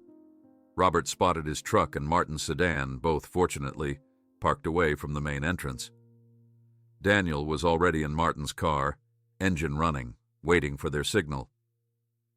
"Change of plans," Robert said suddenly, his eyes fixed on the garage entrance where headlights had just appeared. "Rachel, you go with Daniel. Caroline, Michael, and I will take the truck." "But you said—" Rachel began. "I know what I said," Robert cut her off. "But separating the files is safer. Take this." He pressed a small USB drive into her hand. It's a copy of everything. Get it to Sheriff Mills in Redwood County. He's an old friend, someone I trust. Rachel clutched the drive, the weight of its importance far exceeding its physical presence. Be careful, she managed, before running to join Daniel in Martin's car. As soon as she closed the door, Daniel accelerated, steering them toward a secondary exit. In the rearview mirror, Rachel watched her father's truck, heading in the opposite direction. Two black SUVs entered the garage just as they rounded the corner, disappearing from view. Do you think they saw us? Rachel asked, gripping the dashboard as Daniel navigated the exit ramp. Maybe, Daniel replied tensely, but they'll be more focused on Dad. He's their primary target. The night enveloped them as they merged onto the coastal highway, the car's headlights cutting through darkness that seemed to press in from all sides. Rain had begun to fall, gentle at first but quickly intensifying into a downpour that reduced visibility to mere yards ahead. Perfect timing, Daniel muttered, slowing the car to match the treacherous conditions. At least it'll make us harder to follow. Rachel checked her phone. No service. We're on our own until we reach the lighthouse. For 20 minutes they drove in tense silence, the rhythmic sweep of windshield wipers and the drumming of rain on the roof creating a hypnotic backdrop to their thoughts. The coastal road curved sharply in places, hugging cliffs that dropped precipitously to the churning ocean below. Do you think he's telling the truth? Daniel finally asked, his knuckles white on the steering wheel. About why he left? Rachel stared out at the rain-blurred landscape. Parts of it, maybe. The threat was real. We've seen that firsthand. But choosing to start a new family rather than find another way to protect us? She shook her head. That was a choice he made. A selfish choice, Daniel added, his voice tight with suppressed emotion. Yes, Rachel agreed. But one that's led us here now, with people trying to kill us because of what he knows. She fingered the USB drive in her pocket. What we know. Daniel glanced in the rearview mirror for the 100th time. I think we're clean. No headlights behind us for the last 10 minutes. The rain began to ease as they approached a road sign indicating Pelican Point was just 5 miles ahead. Rachel felt her tension slightly diminish, only to spike again when Daniel suddenly cursed and hit the brakes. What is it? She demanded, bracing herself against the dashboard. Roadblock ahead, Daniel said grimly, pointing to flashing lights in the distance. Could be police, could be Chambers' men. Rachel's mind raced. There was a turnoff about half a mile back, a dirt road. Maybe it connects to the lighthouse from the inland side. Daniel carefully executed a 3-point turn on the narrow road and backtracked to the unmarked turnoff. The dirt road was already turning muddy from the rain, but Martin's sedan handled it surprisingly well as they navigated the uneven terrain. Assuming Dad and Caroline made it past whatever that roadblock is, how will they know we've taken this route? Rachel worried aloud. Dad's been planning escape routes for years, apparently, Daniel replied with a hint of bitterness. He'll figure it out.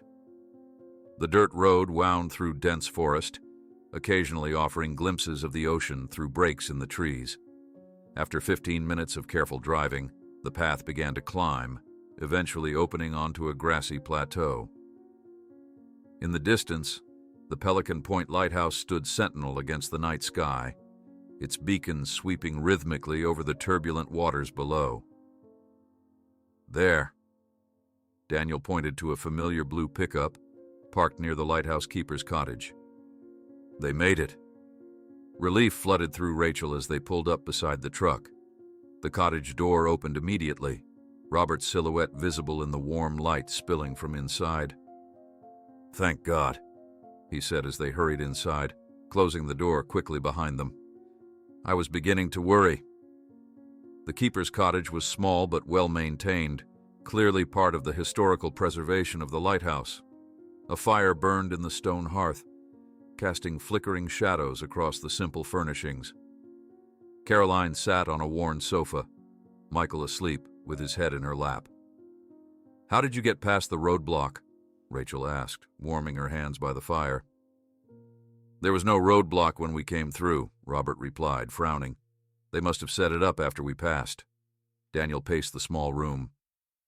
So they know we're somewhere north of that checkpoint. This place won't stay safe for long. No, it won't, Robert agreed. But I needed somewhere to regroup and make a new plan. He gestured to a map, spread on the small dining table. I've been thinking we should split up again, but with different groupings. Rachel studied the map, noting the routes Robert had marked. You want to go to the authorities, she observed. It's time, Robert said firmly. I've held on to this evidence for too long, thinking it was keeping everyone safe. But clearly that strategy has failed. Our only hope now is to get this information to people who can act on it immediately. Caroline spoke up for the first time since they'd arrived. And what happens to us? To Michael. When you do that, these people won't just disappear because you've gone to the police? Witness protection, Robert answered. For all of us. The implication hung heavy in the air. New identities, new locations, new lives, again. So you're asking us to disappear, Rachel said slowly.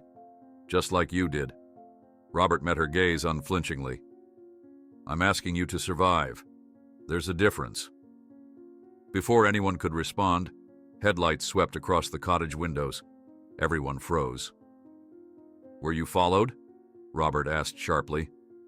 I don't think so, Daniel replied, moving cautiously to peer through the curtains. It's a single car, moving slowly like they're searching. Robert quickly gathered the map and documents. Back door, everyone now. They moved silently through the cottage to the rear exit, which opened onto a narrow path leading to the lighthouse itself.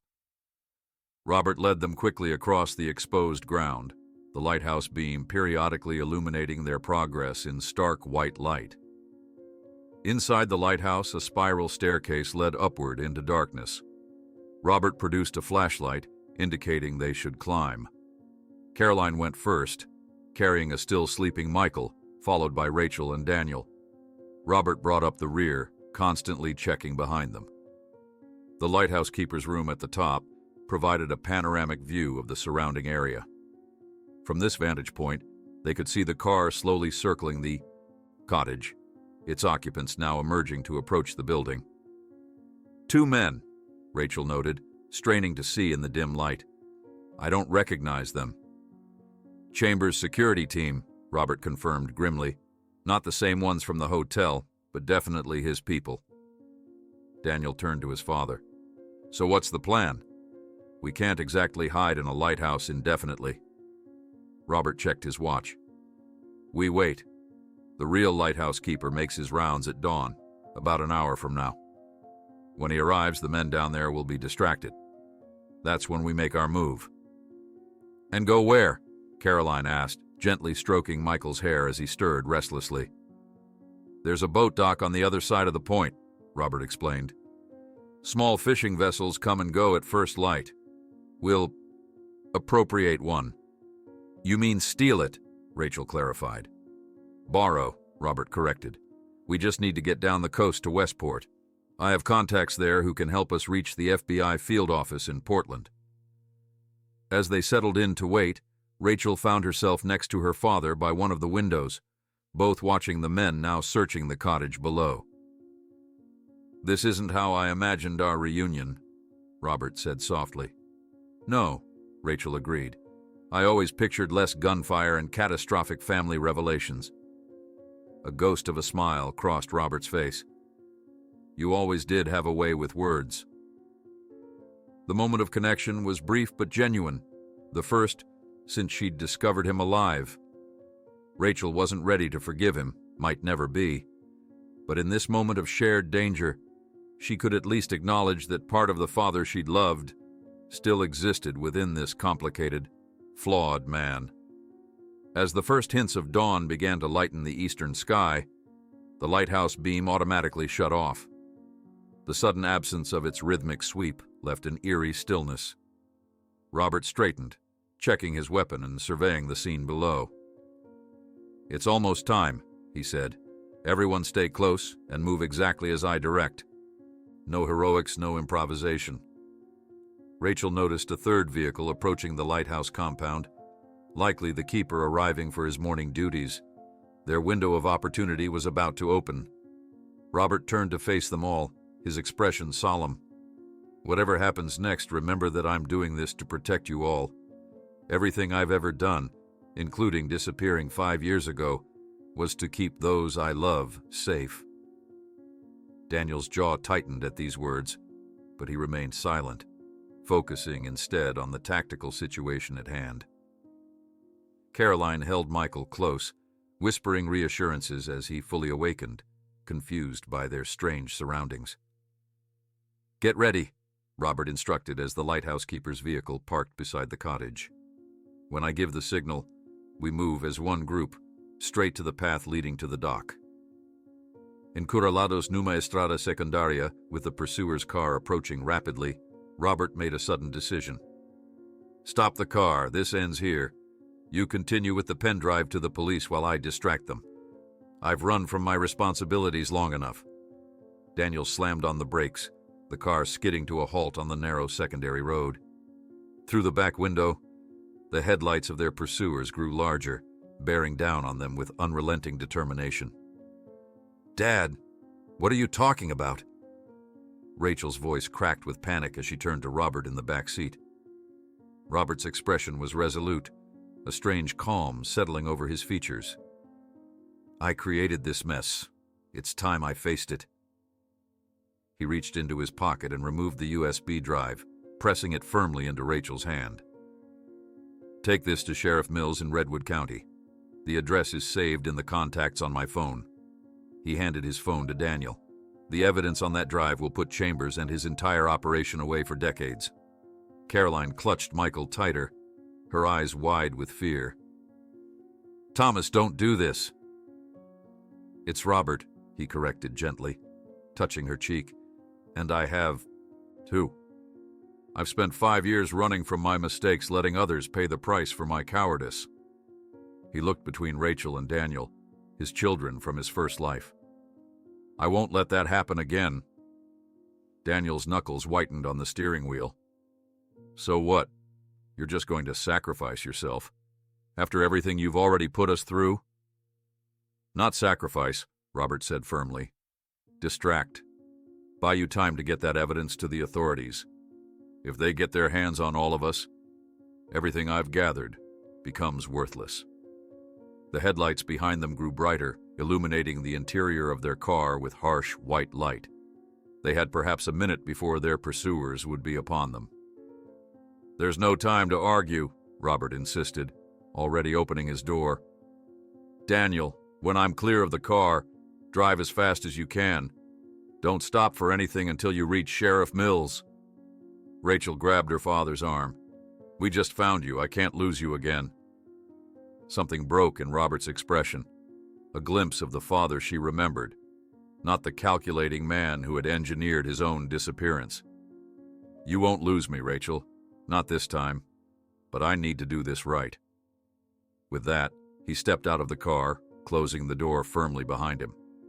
Through the rear window, Rachel watched as her father walked calmly toward the approaching vehicle, his hands raised to show he was unarmed. "Go," Rachel urged Daniel, who hesitated only a moment before slamming the accelerator. The car lurched forward, tires spinning on the loose gravel before finding purchase. In the rearview mirror, Rachel watched the headlights stop as her father stood in their path. The last thing she saw before they rounded a curve was Robert being surrounded by several dark figures, the scene illuminated in stark relief by the vehicle's headlights. "Will they kill him?" Caroline asked, her voice barely audible over the engine's roar and Michael's confused whimpering. "No," Rachel replied with more certainty than she felt. "They want what he knows, what we have." She clutched the USB drive tightly. They'll keep him alive, at least until they get it. Daniel drove with grim determination, pushing the car to its limits on the winding coastal road. "Redwood County is about 2 hours from here. If we can make it without being spotted, we might just pull this off." The next hour passed in tense silence, broken only by Michael's occasional questions and Caroline's gentle reassurances. Rachel kept checking her phone, hoping for some message or sign from her father, but the screen remained stubbornly blank. As they approached a small coastal town, Daniel finally broke the silence. "We need gas, and we should ditch this car. It's too recognizable." "The bus station," Caroline suggested. "There might be people there willing to trade vehicles, no questions asked." Daniel nodded, taking the next exit toward town. The early morning streets were mostly deserted as they pulled into a run-down bus depot on the outskirts. A few weather-beaten pickup trucks and older model cars sat in the gravel lot. "Wait here," Daniel instructed, getting out of the car. "I'll see what I can arrange." While Daniel approached a group of men loading fishing gear into an ancient Chevy pickup, Rachel turned to Caroline. "Are you okay?" Caroline's expression was a complex mix of fear, exhaustion, and determination. "Honestly, I don't know what I am anymore. 24 hours ago, I thought I was Caroline Wheeler, married to an accountant named Thomas who had no family. Now I'm... what? The second wife of a man who faked his death? A target for dangerous criminals?" She glanced down at Michael, who had finally fallen asleep. A mother trying to protect her son from a nightmare not of his making. "I'm sorry," Rachel said, and meant it. "None of this is your fault." "Nor yours," Caroline replied softly. "We were all deceived by the same man, just in different ways." Daniel returned, looking satisfied. "We have transportation. Fishermen heading north agreed to swap vehicles for cash, plus Martin's sedan. No questions asked." He patted his pocket. "Even threw in a prepaid phone. Guy seemed to sense we were in trouble and wanted no part of it." They quickly transferred to the battered pickup, with Caroline and Michael in the middle of the bench seat, Rachel by the passenger window, and Daniel driving. The truck smelled strongly of fish and salt, but its engine ran smoothly as they pulled back onto the highway. "How much farther to Redwood County?" Caroline asked, stifling a yawn. "About 90 minutes, Daniel replied, checking the gas gauge. "We should make it without stopping again." Rachel stared out the window at the coastline passing by, her mind replaying the image of her father standing alone on that dark road, facing the consequences of choices made years ago. Part of her still burned with anger at his deception, at the pain he'd caused by disappearing. But another part, the part that had never stopped searching for him, ached at the thought of losing him again, this time perhaps permanently. The prepaid phone in Daniel's pocket suddenly rang, startling them all. He fumbled to answer it, putting it on speaker. "Hello?" "Daniel." Their father's voice came through, strained but unmistakable. "Don't speak. Just listen. They're taking me to Chambers' estate on Hunters Point. I've convinced them you're heading south toward California. That should buy you some time." "Dad, are you—" "I'm fine," Robert interrupted. "They want the drive, not revenge.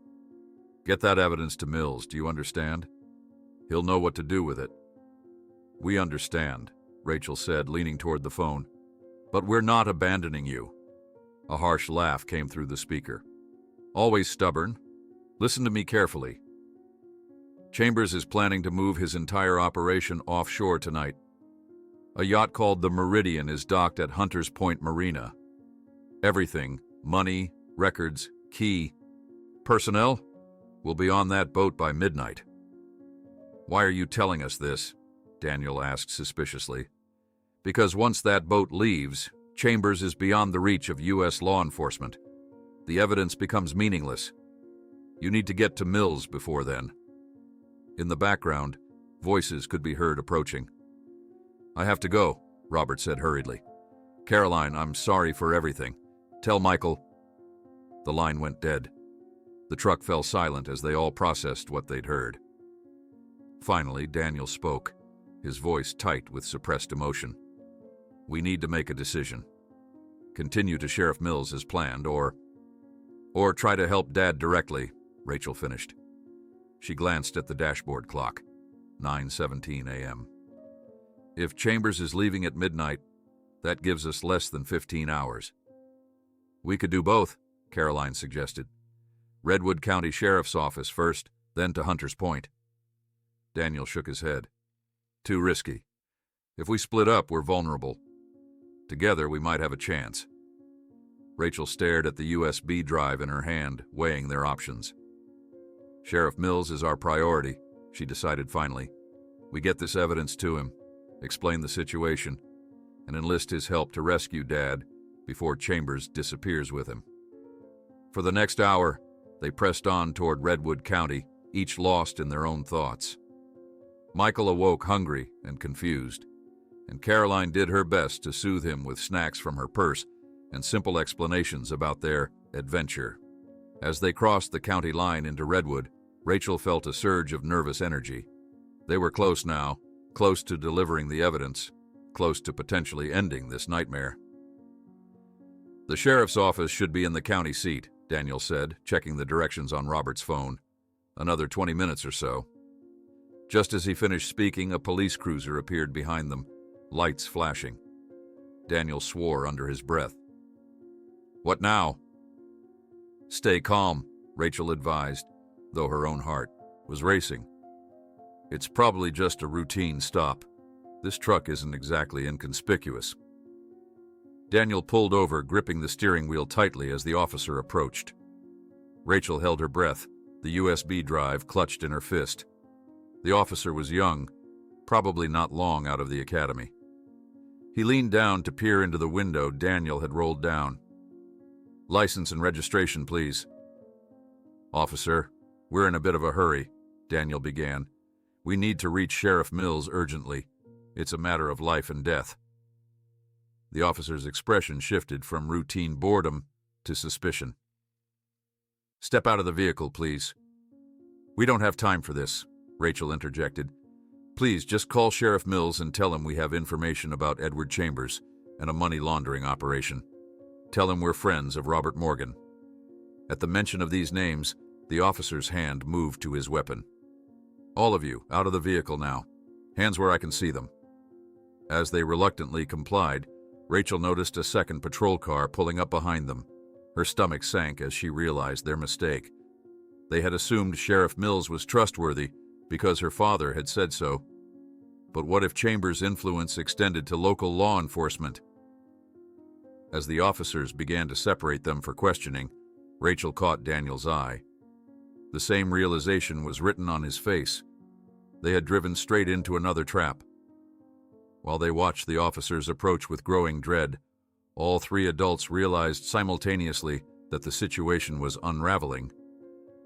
This was never about getting the evidence to the sheriff, was it? Daniel whispered. It was about getting us away from Dad while he confronted Chambers alone. He's planning to sacrifice himself to save us all. Rachel's breath caught in her throat as the realization crystallized. Her father had orchestrated their escape, knowing full well that he would face Chambers alone. The approaching officer's stern expressions confirmed her suspicions. Something was very wrong here. They're not stopping us because of a traffic violation, she whispered to Daniel. Someone called ahead. Before the officers could separate them completely, a third vehicle screeched to a halt behind the patrol cars. Unlike the marked police cruisers, this was an official-looking black SUV with government plates. A tall woman in a dark suit emerged, flashing a badge that made the county officers step back instantly. FBI Special Agent Teresa Vasquez, she announced with unmistakable authority. These people are under federal protection. Stand down immediately. The younger officer looked confused, glancing between Agent Vasquez and his partner.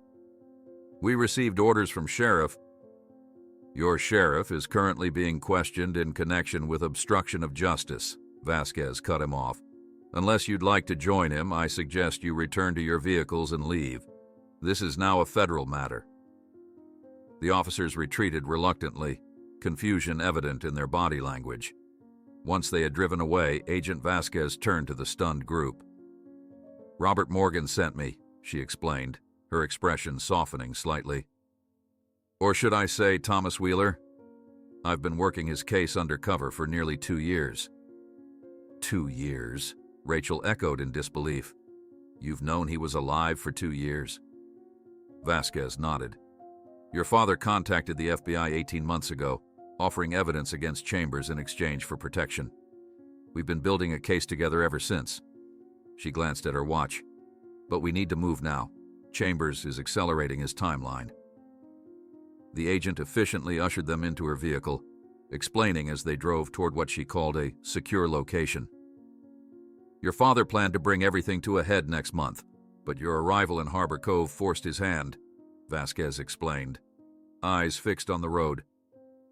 He contacted me yesterday, said contingency plans were in motion. I've had a team tracking your movements since you left the lighthouse. Daniel's jaw tightened. So he's been working with the FBI all this time, but couldn't tell his own family he was alive? Compartmentalization was necessary for everyone's safety, Vasquez replied, though her tone suggested she might not entirely agree with the approach. Edward Chambers has informants everywhere, including, as you've just seen, local law enforcement. What about my father? Caroline asked, her arms protectively around Michael. Is he in immediate danger? The agent's hesitation spoke volumes. We believe Chambers is keeping him alive to locate the evidence, but once that yacht leaves U.S. waters tonight... We have the evidence right here, Rachel interrupted, holding up the USB drive. Can't you arrest Chambers now? It's not that simple, Vasquez explained as they turned onto a private drive leading to a modest cabin nestled among towering pines. We need to verify the evidence first, and we need Chambers in custody. If he escapes, even with this evidence, he has enough connections to disappear permanently. Inside the cabin, which turned out to be an FBI safe house, Agent Vasquez immediately set up a secure laptop. Rachel handed over the USB drive, watching anxiously as the agent began examining its contents. This is even more comprehensive than we expected, Vasquez murmured, scrolling through document after document. Account numbers, transaction records, photographs, recorded conversations. Your father was very thorough. Will it be enough? Daniel asked, pacing the small living room. More than enough for federal charges, Vasquez confirmed. I'm transmitting everything to our field office now. They'll prepare the warrants immediately. Caroline had settled Michael on a small sofa with a coloring book found in the cabin. Despite the circumstances, the boy seemed remarkably resilient, his innocent concentration on staying within the lines a stark contrast to the tension surrounding the adults. What's the plan for my husband? Caroline asked, the word husband carrying a complex weight now that she knew the truth about his identity. We have a team assembling near Chambers' estate, Vasquez replied. The original plan was to move in tomorrow, but given the accelerated timeline and Robert's current situation, we're mobilizing for tonight, before that yacht departs. Hours passed in tense anticipation. Rachel found herself standing by the window, watching the afternoon sun begin its descent toward the horizon. So much had changed in just a few days. Her entire understanding of her family, her father, even herself had been upended. Yet here she was, working alongside her father's second wife to save him. The boundaries between their separate lives blurring in the face of shared danger. He really did love you, you know, Caroline said softly, appearing beside Rachel at the window. He kept a small photo of you and Daniel hidden in his wallet. I found it once, but he told me they were his deceased brother's children. Rachel turned to the woman who had unknowingly shared her father for years. Did you ever suspect that he wasn't who he claimed to be? Caroline's smile was tinged with sadness. There were moments, gaps in his stories, nights when he'd wake up from nightmares calling names I didn't recognize. Once, he almost called me Evelyn. She glanced toward Michael. But love makes us blind to things we might otherwise question. The conversation was interrupted by Agent Vasquez ending a phone call, her expression grave but determined. "We've got a problem. The Meridian has moved up its departure to 9 p.m. We need to move now if we're going to intercept them." "We're coming with you," Rachel stated, her tone leaving no room for argument. Vasquez shook her head. "Absolutely not. This is a federal operation." "That's our father," Daniel interjected. "We didn't search for 5 years just to sit on the sidelines now." "And he's my husband," Caroline added quietly. "Whatever he's done, whatever lies he's told, he's still Michael's father." Agent Vasquez looked at each of them in turn, recognizing the determination in their eyes. "You stay in the vehicle until I give the all clear," she finally conceded, "and Michael remains here with our protection detail." Caroline hesitated, clearly torn between staying with her son and going to help her husband. "I'll stay with him," offered one of the younger agents who had joined them at the safe house. "I have nieces his age. We'll be fine." With arrangements made for Michael's care, the group departed as dusk settled over the coastal forest. The drive to Hunter's Point took nearly an hour, tension building with each passing mile. Rachel found herself mentally rehearsing what she would say to her father when they found him, if they found him. The Meridian was impossible to miss, a gleaming 150-foot yacht illuminated against the darkening sky, docked at the most exclusive berth in the marina. From their vantage point in the FBI surveillance van, they could see figures moving efficiently about the deck, preparing for departure. Armed security personnel patrolled the gangway and perimeter. "There," Daniel said suddenly, pointing to a small group emerging from a black limousine. "That's Chambers." Sure enough, Edward Chambers was stepping onto the dock, accompanied by Martin Sullivan and 2 bodyguards. Between them, supported by his arms, was Robert Morgan. Rachel gasped at her father's appearance. Even from this distance, she could see he had been beaten, his face bruised, his normally straight posture bent with pain. Yet he was walking, alive. "Commence operation," Vasquez spoke into her radio. "All teams move in. Suspects are approaching the target vessel with the hostage." What followed was a blur of coordinated action. FBI agents emerged from concealed positions throughout the marina, cutting off escape routes and surrounding the yacht. Chambers and his group froze halfway, down the dock, caught in the sudden glare of spotlights and confronted by armed federal agents. "Edward Chambers," Agent Vasquez's voice boomed through a megaphone as she stepped forward. "You are under arrest for money laundering, racketeering, and kidnapping. Release your hostage and surrender immediately." The standoff lasted only moments. Realizing they were surrounded, Chambers' bodyguards reluctantly raised their hands. Martin Sullivan seemed to deflate entirely, his shoulders slumping in defeat. Only Chambers maintained his composure, his face a mask of cold fury as he was handcuffed and led away. Robert, released from his captor's grip, swayed dangerously on his feet. Rachel and Daniel burst from the van despite Vasquez's orders, running toward their father. Caroline was close behind them. "Dad!" Rachel called as they reached him, supporting him before he could collapse. Robert's battered face registered shock, then relief, then concern. "You were supposed to be far away from here," he managed, his voice rough with exhaustion. "When have we ever done what we're supposed to?" Daniel replied, his earlier anger temporarily set aside as he helped steady his father. Medical personnel quickly took over, guiding Robert to a waiting ambulance. Caroline reached him last, tears streaming down her face as she gently touched his bruised cheek. "Michael?" Robert asked anxiously. "Safe," she assured him. "Waiting for you." 3 months later, Rachel pulled her car into the driveway of a modest beachfront home, different from the Wheelers' former residence. She sat for a moment, gathering her courage before retrieving a carefully wrapped package from the passenger seat. This new house represented the compromise Robert had reached with federal authorities. He would testify against Chambers and his network in exchange for his family's protection and a reduced sentence for his own involvement. The ankle monitor visible beneath his pant leg when he opened the door was a reminder of the price he was still paying. "Rachel," he greeted her with genuine warmth. "Come in. Everyone's here already."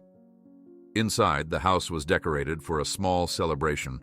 Colorful balloons and a happy birthday banner announced the occasion, Michael's 5th birthday. Evelyn was in the kitchen helping Carolyn arrange a tray of appetizers, the two women having developed an unexpected friendship built on their shared connection to the same complicated man. Daniel arrived moments later with his girlfriend Sarah, introducing her somewhat awkwardly to what he called the expanded family situation.